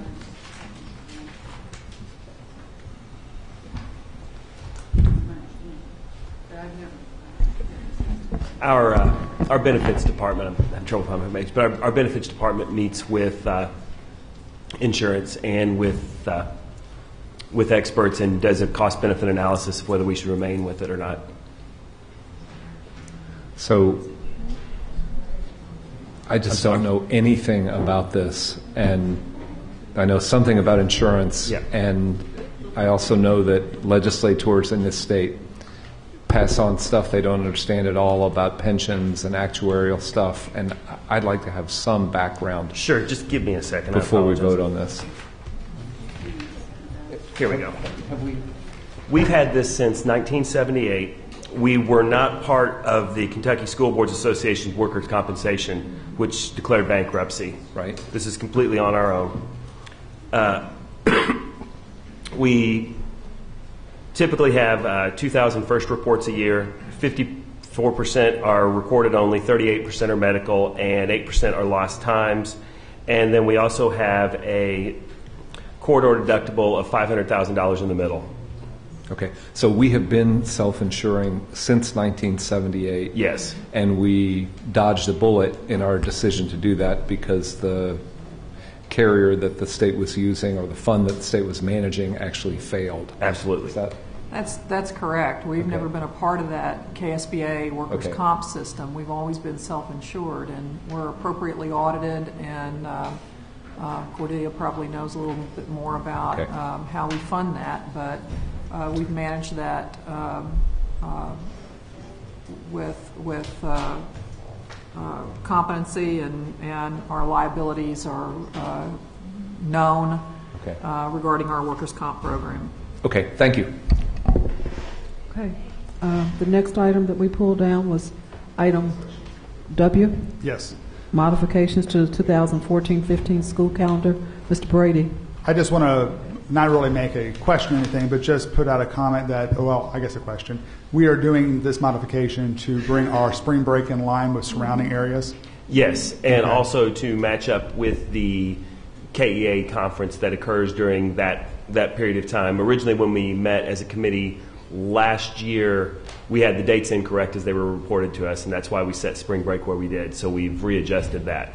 I know myself, and I'm sure a lot of my colleagues have gotten questions and comments about this particular issue, and that's the reason I just wanted to pull this down. It's just to the members of the press that might still be here that we are realigning this to surrounding areas, and just make a point of letting people know about that. Yes. Thank you. Okay, thank you. Ms. Haddad. I was going to say the same thing because I've gotten a lot of phone calls and letters, and I think we need to let people immediately know throughout the state that we're on the same spring break with them. Yeah.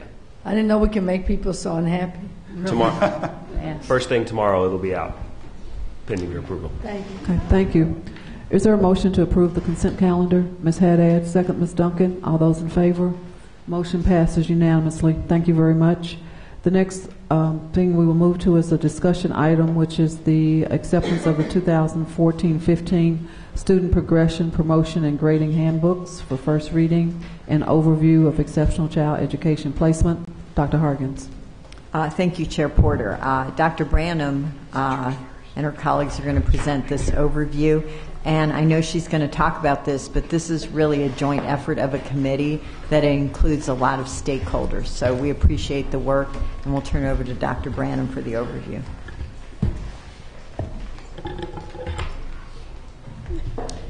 Thank you, Board Chair Porter, Dr. Hargens, and members of the board. This evening, we want to highlight the process we use to review and revise the Student Progression, Promotion, and Grading Handbooks for the 2014-15 school year. I have a few members of the SPP&G work team with me this evening, Specialist Pam Royster and Tim Truitt, as well as Margie Eckerly, ETC for Achievement Area 4. We started the review process for the SPP&Gs back in January of 2014. At that time, we brought together a broad-based team of JCPS staff members as well as JCTA representatives, Tammy Berlin, Diane Redmond, and Beverly Chester Burton. During the month of February, we met frequently to review and revise the SPP&G handbooks. We had several key areas of focus for our work this year. One key area of focus during the review process was to revisit the categories and components section of the SPP&G. We had lots of feedback from teachers and principals, so we knew we needed to revisit this section. We also know the board has been busy reviewing and updating board policies. As part of the SPP&G review process, we made sure that old policies were removed and current board policies are in place. At your request, we revisited the grading scale, and we will share that information with you this evening. As a district, we know that we want to move towards a standards-based grading system that is focused on student mastery of standards. We'll provide you with an update of our current work on standards-based grading. And finally, after any additional revisions are completed and following your approval of the SPP&G handbooks for the 2014-15 school year, we plan to hold a series of principal training sessions to communicate the changes and revisions to the SPP&Gs.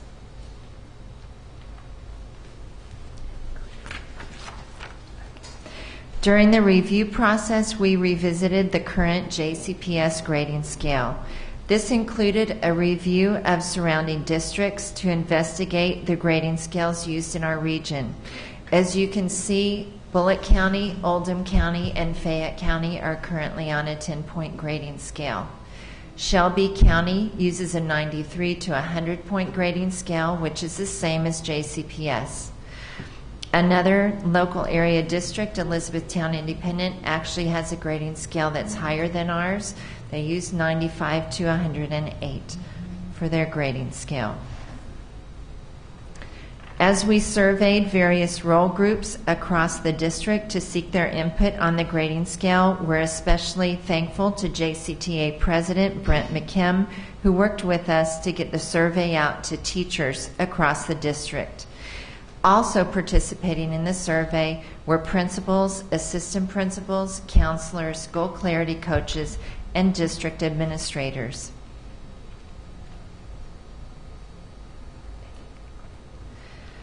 In the survey, we shared the current grading scale and asked stakeholders if they would like to see the grading scale change to a 10-point scale, as shown in this slide.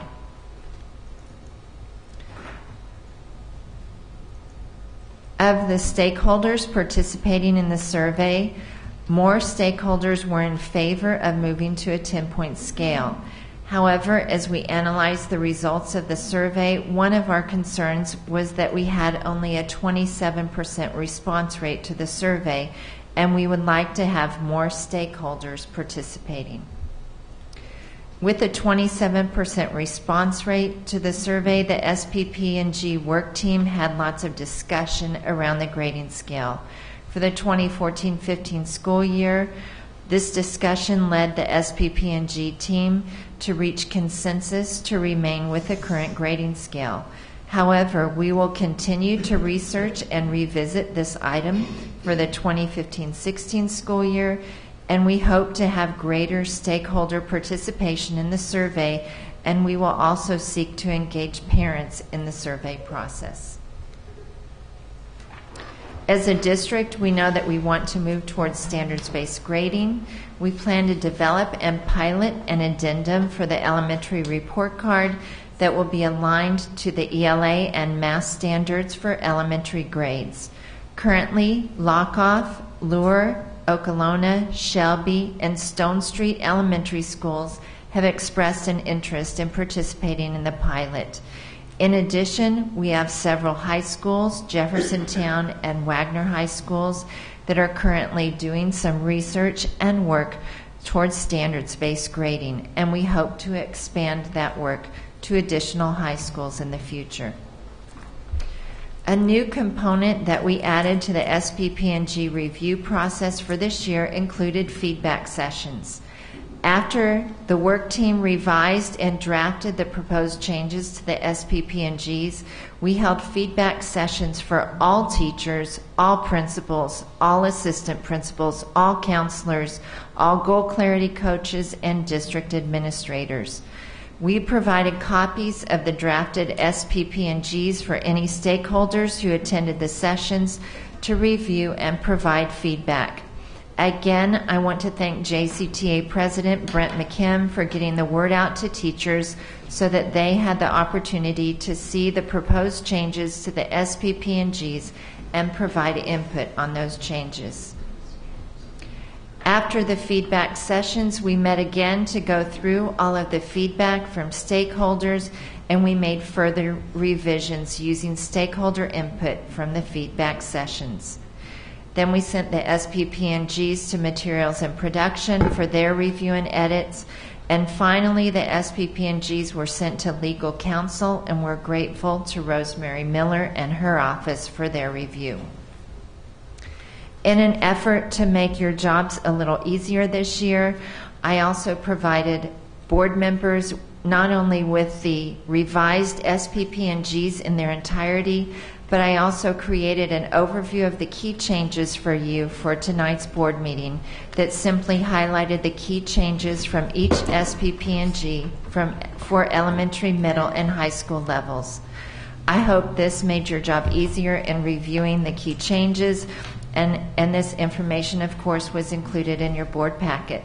At this time, we'll entertain any questions you may have on either the review process or on the drafted documents. Mr. Brady.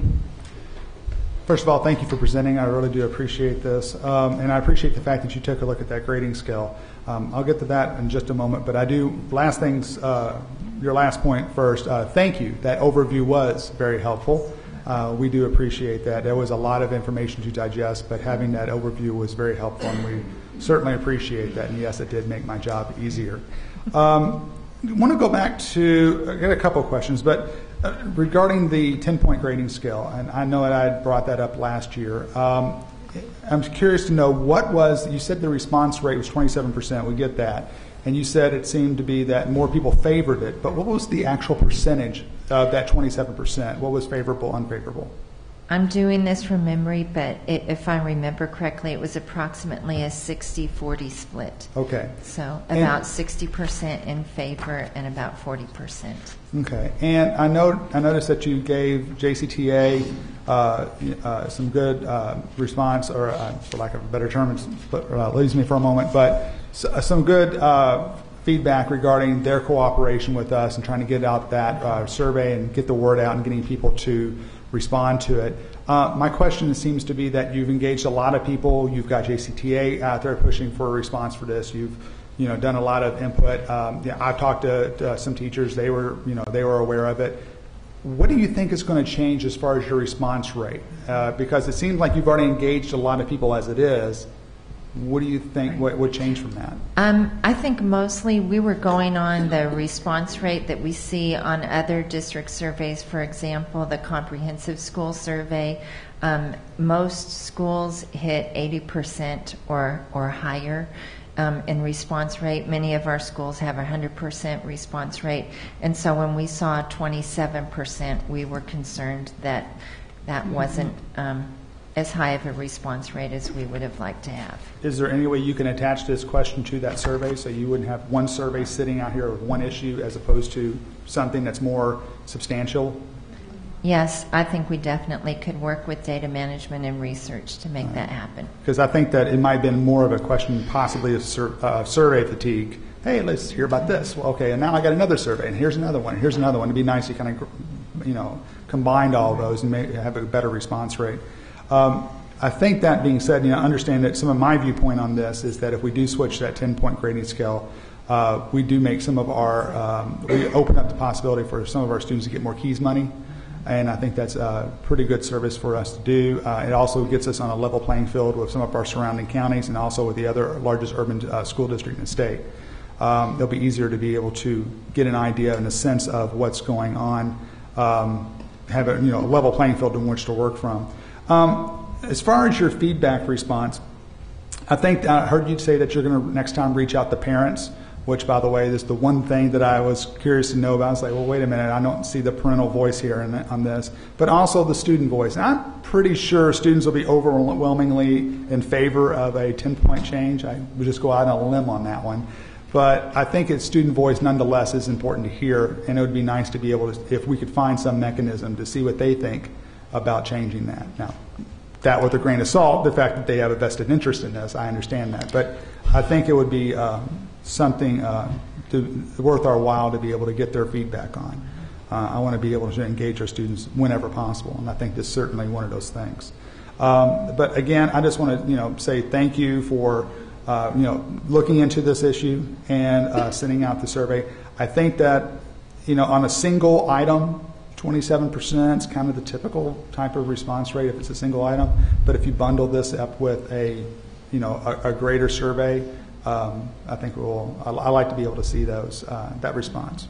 Okay, thank you. Thank you. Ms. Duncan. Well, I talked to Karen earlier about this. I think this is the greatest example of collaborative effort that I've seen, and I really appreciate all of the effort that went into making sure that all stakeholders got a chance to review changes and to make suggestions on changes. So, Karen, I just can't thank you enough for the thorough job that you did with this. One of the changes in here has to do with substituting the word timely, reporting to parents in a timely manner before, I think we've changed that word timely to 1 week, at least 1 week before report cards are distributed. Is there, when we make a suggestion like that, and we know this gets violated constantly, do you ever get a chance to talk with parents about what they do when they run into these situations? I know teachers don't always report things 1 week ahead like that, or a failing grade 1 week ahead before the report cards are distributed. But what is a parent supposed to do? And should we give them any guidance in there about what they should do or could do? Ms. Duncan, that's an excellent question. First of all, I want to share with you that the change to the SPP&G on this particular section, frequency of grade reporting, actually came about as a result of our feedback session. And it was actually a JCPS employee who is also a parent that recommended to us that we change this section.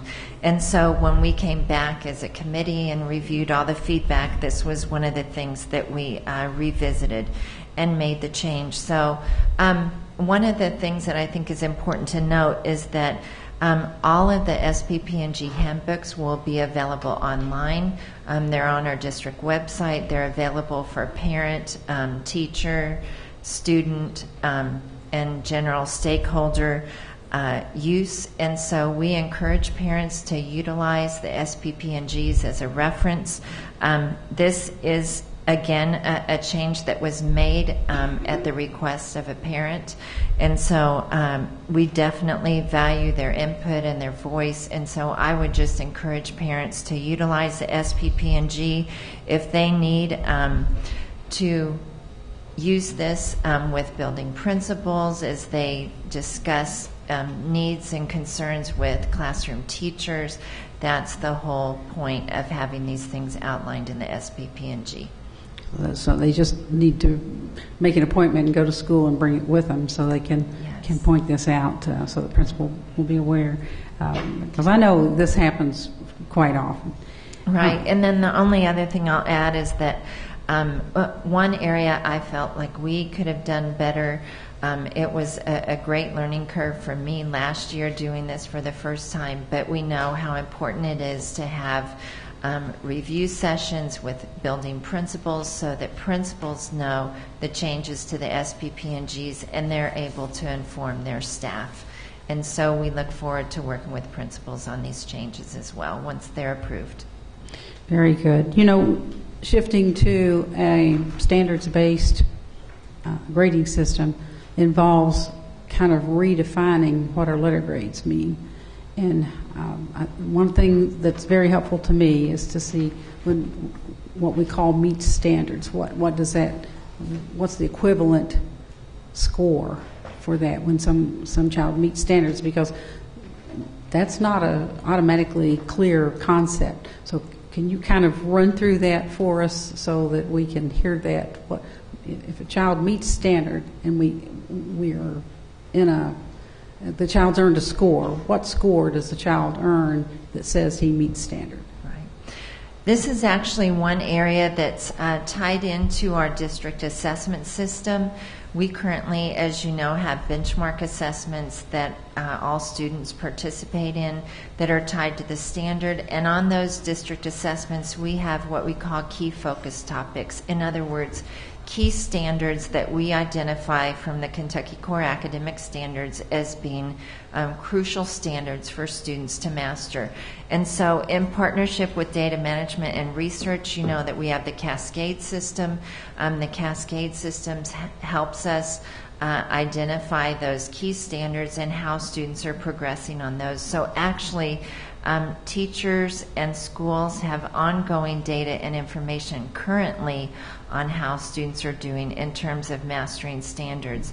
In addition, our district assessment system this year, for the first time, we went back and spiraled our assessment questions so that we're revisiting previously taught standards, so teachers have the opportunity to get additional feedback and information to guide and inform instruction on how students are doing in terms of progressing with those standards. You'll also notice in the SPP&G that we utilize some language as we identified what an A represents, a B, a C, a D, and an E, and that's outlined in the SPP&G, and that was one of our first efforts as a committee to move towards a standards-based grading approach. It's so important that you explained that in this time, so we can start to put these things together, and parents can think like what an A is, what that means. So thank you so much. You're welcome. Any other questions? Okay, just want to emphasize that this is the first reading, and Ms. Brandon, would you introduce the people with you at the table, because some of us know names and some of us don't, and so we want to know who's working with you on this project. This is Dr. Pam Royster, and then Tim Truitt and Margie Eckerly. I also have several other members of the SPP&G work team that are with us this evening in the audience, if you don't mind standing. Good. Thank you all. Thank you. Dr. Hargens, anything else? No. Okay, so at this point, can we accept the first reading and the overview? May I ask a question? sorry, When do they Ms. need this printed? Well, it at our last year, you all actually waived the second reading, and if you don't have any specific revisions for us, I would love to respectfully ask if the board would be willing to consider waiving the second reading. I'll make that motion. I'll second it. Okay, all those in favor? Wait. Yeah, you can waive. Of waiving. Waive. Everybody All waive. those in favor of waiving. Okay, so now if that's the case, can we have a motion to accept this document so that it can, Mr. Hathaway is waiving, Ms. Duncan is waiving, all those in favor? We're all waiving. It's unanimous. Thank you very much. Good night. Thank you. Thank you. It's so appropriate with our concept of oars. We'll now move on to the 2013-14 Board of Education discussion agenda planning calendar. Anything for the planning calendar? I'm sorry. Did I forget something? We were scheduled to do a second part to that presentation. I'm very sorry. The overview of the ECE placement, we were so busy waving, I just lost my whole train of thought. Dr. Hensley, I apologize. Okay. It's getting Come on. It's getting late. I think it's bad enough to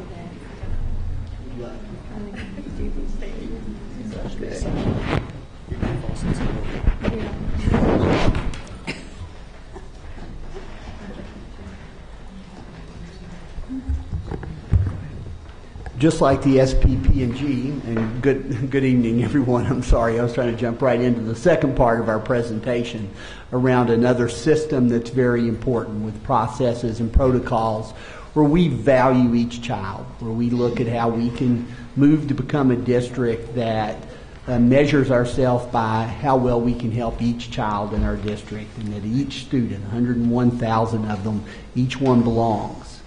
So one way we do that is in the placement and the processes we use for exceptional child education and those placements. And I won't delay any longer. I will turn it over to Terry Ray to present. Good evening, Chair Porter, members of the board, and Dr. Hargens. I'd like to introduce the person on my left is Kathy Whitehead. Kathy is the coordinator of ECE placement.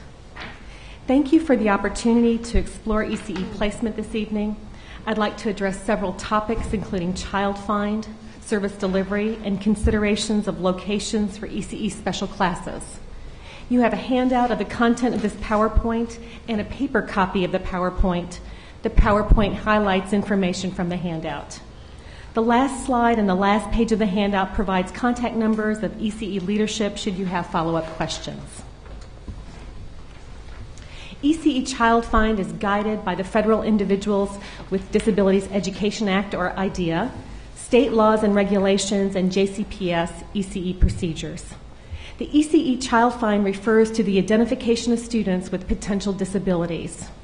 ECE Child Find applies to the following children and youth: children ages 3 through 21 years old, children that reside in a home, facility, or residence in Jefferson County, children that attend a private school located in Jefferson County, children either in or out of special school or out of school, and children that may need special education and related services.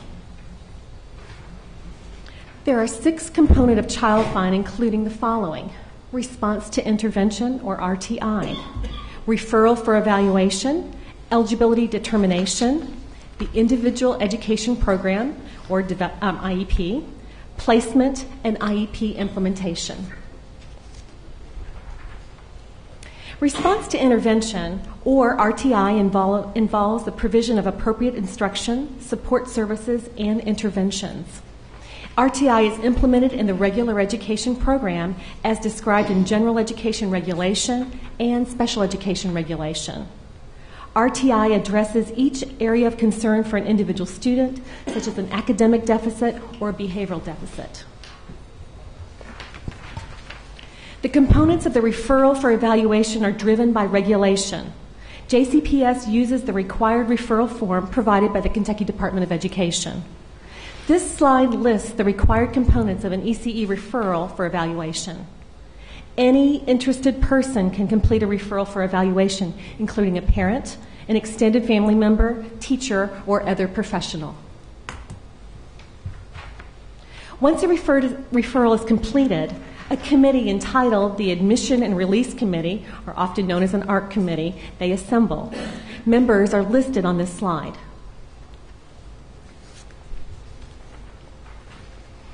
The next slide describes the eligibility determination. There are 13 categories of a disability, as noted on this slide and listed in your handout. The Kentucky Administrative Regulations provide criteria for each eligibility category.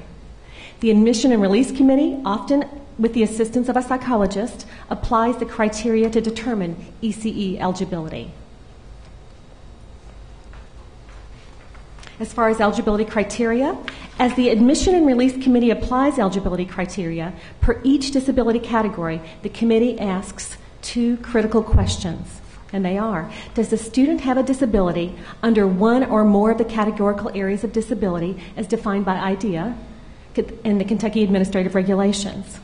The second question: is the progress of the student impeded to the extent that educational performance is significantly and consistently below the level of similar age peers, and that the student is in need of specially designed instruction to ensure access to the general education curriculum? If the answer is yes to those 2 questions, then the Admission and Release Committee develops the Individual Education Program, or the IEP. For students meeting eligibility criteria as in a given categorical area of disability, the ARC develops an individual education program, and components are listed on this slide. Note that the IEP is developed to meet the needs of an individual student, and you'll see several components listed above. And now for placement. Once the ARC determines the student's present level of performance, annual goals, benchmarks or objectives, and specially designed instruction, the Admission and Release Committee the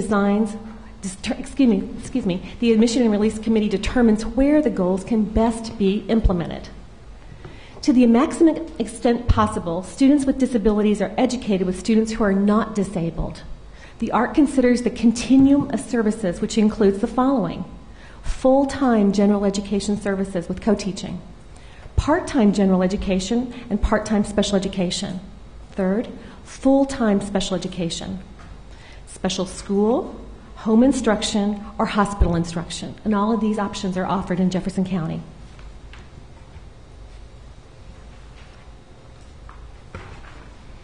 Once the IEP is developed and the Admission and Release Committee determines placement, the IEP implementers take over. For many students, the ECE teacher provides all special education services described on the IEP. For some students, the speech-language pathologist provides all special education services on the IEP. And for other students, multiple providers provide special education services. The next slide is entitled Consideration for Location of Special Classes. There are 9 considerations for location of special classes, which include input and feedback from the principals, area administrators, transportation, facilities, and demographic staff.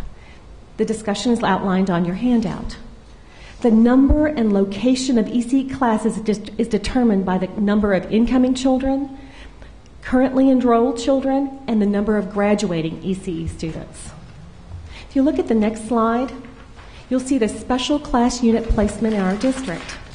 The majority of Jefferson County schools host special class units, and you'll see that 81 elementary schools host special class units, including some traditional programs, 14 middle schools, including some traditional programs, and finally 20 high schools, including traditional programs. So again, the majority of our schools host one or more special class units. Okay. The final slide is just a contact list. Thank you for the opportunity to provide information about ECE placement. As a federal program, we support our schools around the federal and state laws and regular and local ECE policy. This slide describes the list of administrative leaders that we have in our ECE department and our contact numbers. We're available to answer questions at any time. We welcome contact, we welcome calls and emails. Thank you all. Thank you. Questions? Mr. Hadaway. Excuse me if I missed this, but what is the criteria for a special class unit placement? You did mention they're in several schools, including some of the traditionals. What is the criteria to place it in a school? As you see on page 4, there's consideration for locations of special class unit. You'll see multiple points there, but essentially we have a committee. We have input from principals, area administrators, transportation, facility planning, and demographics. Where is that? I'm sorry. I'm on page 4 of your handout. You'll see in Roman numeral 4, it outlines in much more detail than the slide, consideration of location for special classes. Thank you. And as you see, there's a series of bullets under Roman numeral 4. And what we do is, again, we're looking at our census, obviously. We're looking at locations of our current classroom. We're reviewing our disability census. And then we, again, note any principal concerns about current locations. We look at incoming students. We're looking at preschoolers that are coming into our district. We're looking at our rising 5th graders. We roll them forward to middle schools. We roll our 8th graders forward. We're graduating our seniors. We have calculation. We're counting noses to make sure we have ample programs for our students. There are times when we need to close programs because there's no longer a need numerically from our children. Sometimes there's needs to open new programs, so we're conscious of that. Given our census, then we explore transportation capabilities because please know we have to be able to get our children to schools. And then we work with our different departments as far as demographics and facilities planning, and we're looking for available classroom space. And we think about a classroom for children of 10 children. That's much smaller than a large-scale classroom, a full 2nd grade class or a full 9th grade class. So we need approximately 400 square feet for our classroom of 10 children. So we're looking for space that's not being used currently for students. We discussed potential changes with our area administration, area assistant superintendents, and then we obviously work with our principals. Okay, thank you. Certainly. Sometimes there's a misconception about what we sometimes miss is what these students add to an environment. Mm-hmm. They bring to an environment often better instructional practices that their teachers have, the ability to individualize a different culture. And sometimes principals or others will view these kids as the toughest kids, but in truth, they're our most fragile. And our ability to place them and build inside schools that sense of belonging, that's at our moral imperative. That's what we're about. If we're unable to do that, we're not a moral organization. Very good point. Other questions? Ms. Westland? Yeah, just real quick. Thank you all. And thank you all. You've been responsive to me a few times, Kathy especially. I appreciate it. Sometimes you get panic calls, and so you call in a panic, and you've always been very calm, and I appreciate that. You're used to dealing with people with special needs, and sometimes it's been me. So I appreciate that. I've heard a couple of things about some parents where have a child that could benefit from some services, but they resist being identified as ECE. Does that happen? Is that just I've heard of a few, or does that happen pretty often? Do you have an experience much with that? That is not that common. Not that common. We work closely with our families from the referral process from the very beginning. When a teacher notes a concern, obviously there's conversation between home and school. And so usually our families are very open to intervention, early intervention prior to referral, and intervention throughout the referral process. Right. But please know that there are junctures within the special education process where we seek parent approval for assessment. And once the assessment process has been deemed acceptable, we move forward and complete the assessment. We also seek parent approval for identification or eligibility, meaning once the eligibility criteria have been considered, then we seek parent approval for the provision of services that are outlined in the IEP. Mm-hmm. Right. I wanted to speak to that. Also, I come from a background of not only being a school principal and now working with ECE, but also the mother of an ECE student. And it was also when I was raising Chris, I was just astounded that parents would refuse services because I knew how desperate. I mean, when you are the parent of an ECE student, you know your child needs services, and you move heaven and earth to get services.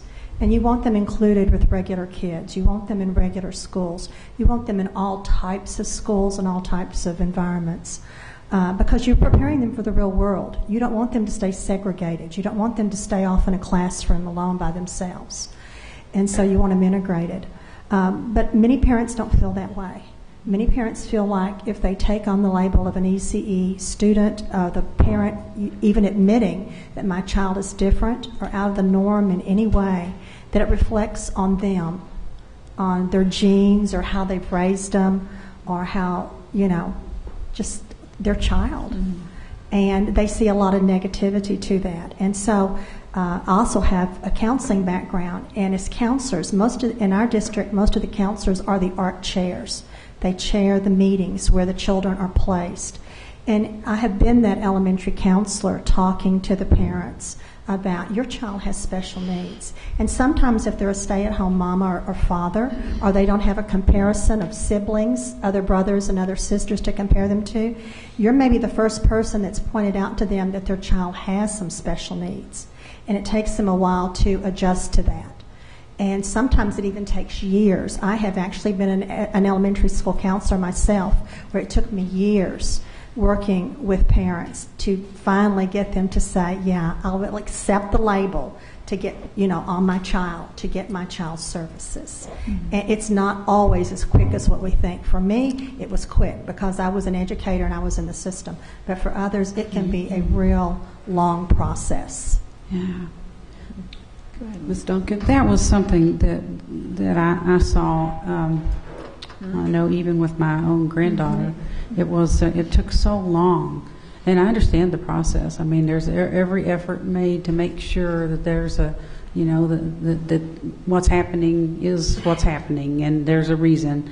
But it went so long, and I worried about that, not having all of the things that she needed, right in that whole process, because there was a lot of not being able to do.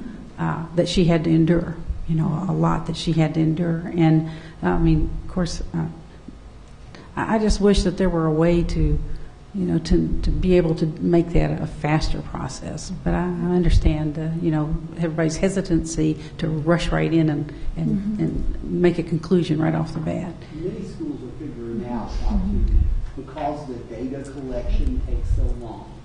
Yeah. You're really required to look at many data sets before you make the ultimate decision if a kid gets special education or ECE services. But many schools are figuring out how to individualize things in advance so that they're already starting to recognize quickly and use RTI and other intervention kind of systems so that when a student becomes an ECE student, it's a very informed decision.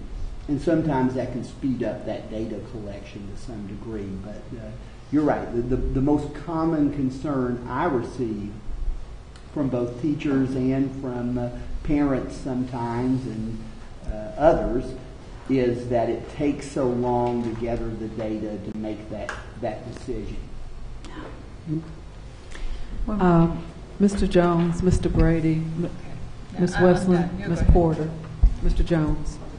So thank you for the overview of the program, but I'm going to ask the same question I asked of the alternative schools. It's nice to know what we do, but in order to evaluate the performance, which is the job of this board, we have got to have some kind of benchmarking information.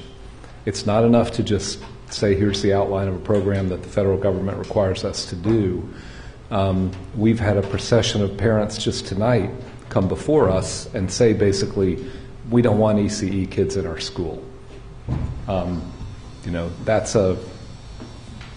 There's bound to be some reason in our system why that is true. It's also, I think in my experience that, some of the companies I've worked with have lost very high-level talent that we're trying to recruit to Louisville because our special ed programs are not, in their view at least, up to par compared to some other places. I don't have any information on which to understand either of those issues, and I guess I would like to ask, and I think Dr. Hensley, it's really for you, what are the criteria that we ought to be using? How do we know? Because everything around here has to be on a continuous improvement footing, not, no exceptions as far as I'm concerned. Dr. Hensley, I need you to speak into the microphone, please, because they're not catching you in the back. Thank you. Now, our mission and purpose for this presentation was to simply describe the ECE placement process and the criteria that went into that. We are in the process of restructuring and revamping our entire ECE process because about 35% of our students are ECE meet the proficient benchmark. It's our lowest performing student group in certain content areas, and we recognize that we have a real hill to climb there, but it's a worthwhile venture. It's worthwhile for these our neediest kids. So we are in the process of, we've added consulting teachers to what we do, and we're measuring that to see the impact they're going to have on our K-Prep performance, on our kids who are exiting ECE status, on overall academic performance for those kids, including suspensions. We're looking at that student group very, very closely. And ultimately, those are the measuring sticks. It's the K-Prep, it's the graduation rates, it's the same things as all other students. It's how we need to measure our progress in that area. But we are making some really strong inputs to get those better outcomes. And we're in the process of measuring that. So hopefully the next K-Prep results that come out, we will be able to show you in advance because we've put consulting teachers in schools. We've done a co-teaching model in certain locations. That we've hired goal clarity coaches that work with ECE students or teachers around identifying those ECE students and getting those processes in place. We're taking some somewhat bold steps there, and we believe we can bring some real results to the table later. But for this particular presentation, that wasn't really our charge. Well, thank you. But if I could just follow up and back to the kind of spirit of candor that we were talking about in the Myers context, let's always put in context what we're trying to do. And if the background to the report is this is our weakest area according to K-Prep, And what we're going to do is give you an outline today and then come back and talk about some bold moves. Set us up because, CFO Hardin's trying to explain to us how all the different pieces fit together financially, and we need to understand where we're going to need to find money for. I mean, it sounds like this is an area where if we're behind, we're going to have to figure out how to fund it. But put it in context. And that's for more us. than fair, sir. Yes, sir. Okay, thank you. We'll do that. Mr. Brady. I have spoken and had some communication with some parents that, and this is kind of following up on Board Member Westland's question, regarding the concern of having their children labeled within the system. And I'm sure you've heard that before as well.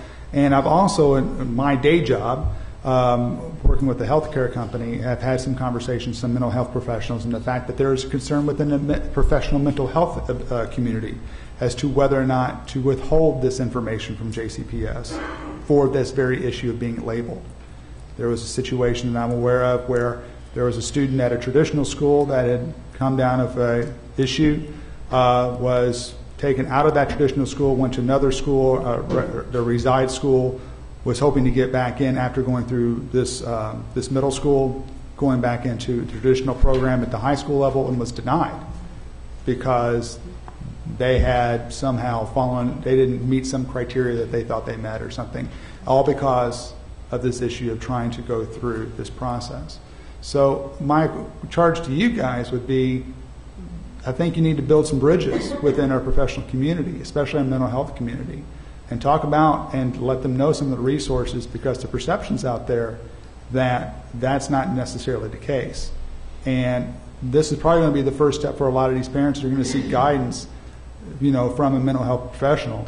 As you said, you recognize there was something wrong, not wrong, but something different with your son, and that, you probably sought out the advice of someone on that level before going to the school about it. So that's something I think that you guys should really be aware of. It seemed to, the response to Member Westland is like, oh yeah, well, we had that and that's not really a deal. No, that's a real thing in the outside world.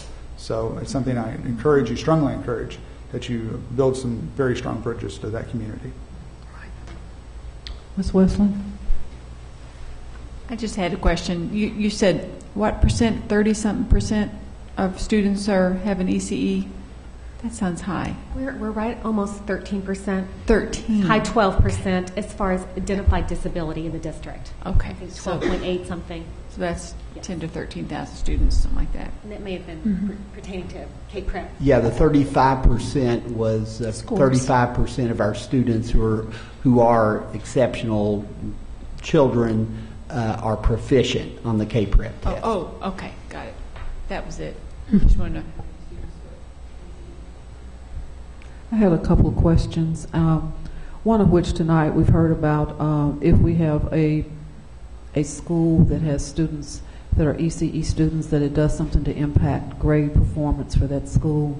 So I don't need an answer tonight, but I would like for the board to know how it does in fact, because we have various levels of ECE programs, and some are severely, profoundly handicapped and do not figure in scoring at all. So I think it would be helpful for the board to know how that is what the impact is on the scores from the local schools. I think that's a concern that we want to talk about. And the other thing is, what are we doing, or what is the process of professional development that we're using to make sure that we are not over-identifying students for ECE programs? Because a lot of times, if a student misbehaves, then it's assumed that that student could perhaps be in a specific program because he or she misbehaves. And are we as a district working through that, and do we not have some issues as it pertains to over-identification of students for ECE? So what kind of professional development are we offering for our teachers so that we're not labeling or putting kids in programs unfairly? I think that's a concern.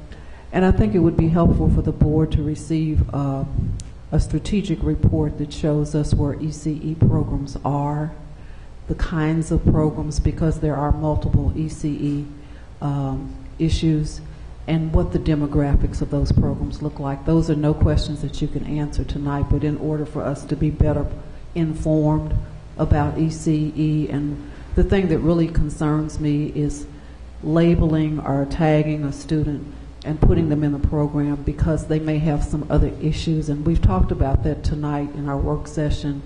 We are dealing with a population of students that have many mental health issues. Right. And just because I have a mental health issue does not label me as a child that needs to be in an ECE class. And I think we have an obligation to our students to not over-identify. And I think it would just be helpful if we could have that information. Okay. Mr. Brady. One more follow-up. You made a point there, and I just want to follow up on it. Not only that, I think we need to take a look at the academic impact or the test score impact, but also our graduation rate, because I know that we have some of our students who are guaranteed to have 5 years or 6 years to graduate high school, but that counts against our graduation rate. So it's something that, and along with her request, if you can bundle that in there as well, because I think it's kind of dovetails nicely. And thanks for bringing that point up. I didn't think about it until you said it. And the reality of it is that some students that are ECE students have the potential to stay in the school district until they're 21 years old. And I think the board needs to be aware of that. To the end of their 21st year, until they have their 22nd birthday. Correct. But the board needs to be aware of what the numbers look like, because we provide some excellent services as it pertains to work transition programs for our students to get them ready and to give them the skills that they need. And I have seen some of our students at Tinseltown and places like that they are actively engaged. And we had a student that worked at Ear Ecstasy. So I think it's just, if we want to be informed, it would be helpful to have that information. So those are the questions that I have. Are there other questions? Because this information really does not coincide with the other information, I need a motion to receive this report, please. Mr. Hadaway, second. Ms. Westland. All those in favor? Mr. Jones? It's unanimous. Thank you very much. Thank you. Thank you very much. So now we're going to move on to the agenda planning calendar, 2013-14 calendar. Mr. Jones? Adoption of the calendar. Second, Ms. Haddad. Everyone in favor? Motion passes unanimously. Thank you very much. Board reports and requests. Board reports and requests. Ms. Westland.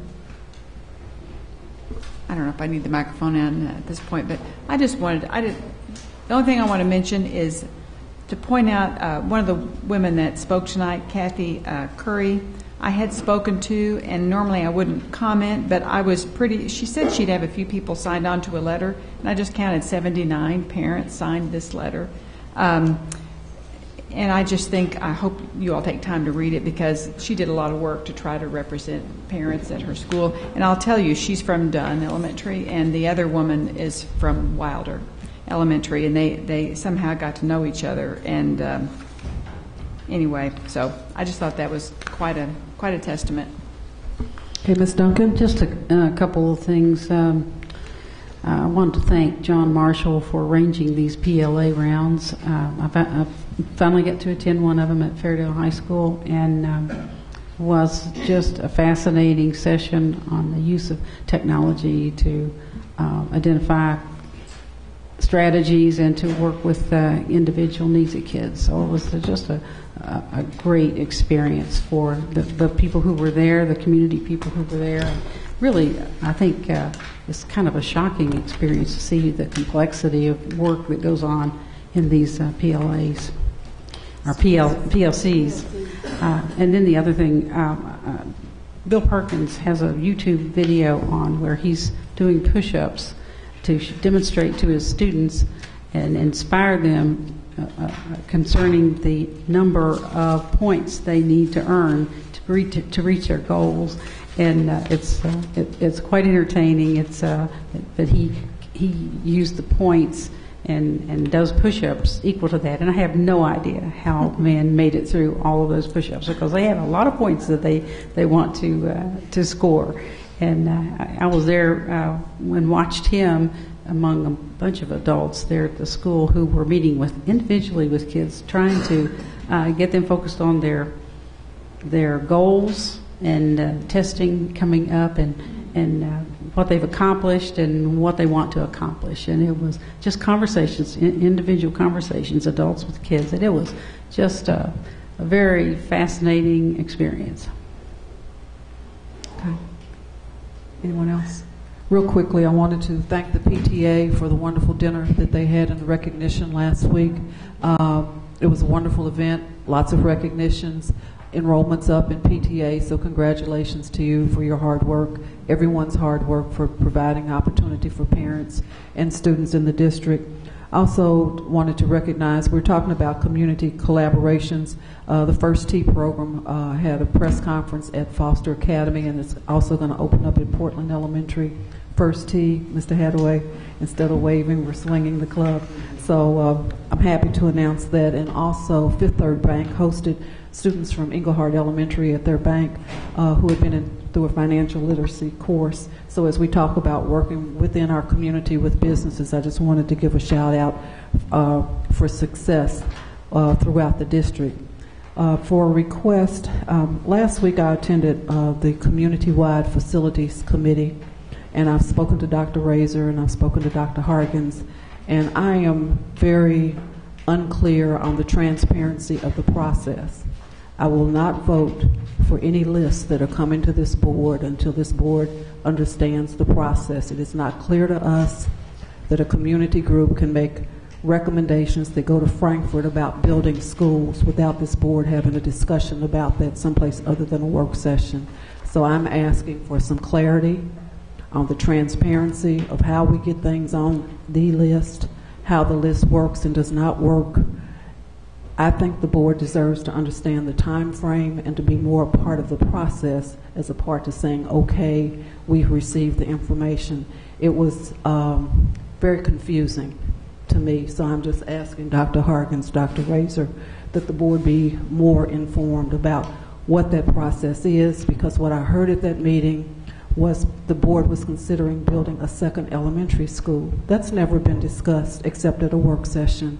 And I think that's inappropriate that we have that kind of conversation away from the board. I know it's about whether we get the money, whether we don't get the money, but we are the board, and we deserve to know that before it goes to a community group, and we deserve to talk about it as opposed to it being presented in a PowerPoint presentation. So I'm asking for transparency on that for everybody on the board to better understand it. Mr. Jones? And I just want to add, my understanding is this is the same list that came to the board last year with $2 billion of unexplained, incomprehensible, unprioritized property projects, and we do not want that to happen again. All right? We got to understand what in the heck is going on here. I appreciate the process, but I think we deserve to know better as a board before the fact as opposed to after the fact. And the fact that there was a meeting today at the same time we were having a work session, so there were some decisions made at that meeting. There was no board representation at that meeting because we were having a work session. I just think the process is not transparent, and we have worked very hard as a district to make things transparent. Ms. Westland?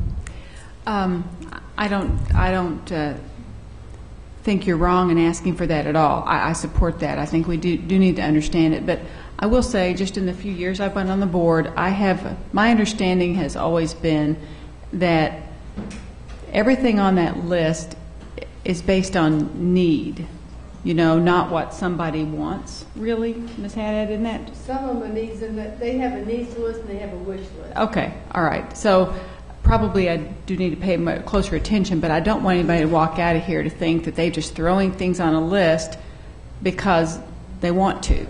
They have to, there's some regulations with the state, and we need to understand that better, especially new board members. But I've always felt like there was a process, and I can't tell you exactly what it is, that placed items, investments on a list like HVAC. You're not going to replace an HVAC if it's not needed, right? So they've really tried to keep that, and roofs, those are the biggest things. So it's not a something where anybody's trying to pull anything over on us. I do think we need to have it reviewed, but I don't want anybody going out here thinking this has been a process that's, they're trying to pull something over on us, because I feel like it's been based on need, and I've never known a board member to try to push something on to that, and if something's on it that doesn't get supported by us, then that's another thing. We always have the final say. So. Okay, I appreciate that. I do appreciate the fact that at the work session there were several things listed that the board that were recommended that the district needed: ESL centers, early childhood centers, and the potential for 3 elementary schools, but not to add the second elementary school for the next go around on a list that may or may not work. I don't understand the process. I can't explain it, and I won't vote for it. I mean, it's not transparent, and we can do better. That's one person's opinion. I'm just asking for some clarification on it, and not to belabor the point. That's a request of mine. Thank you very much. Anything else?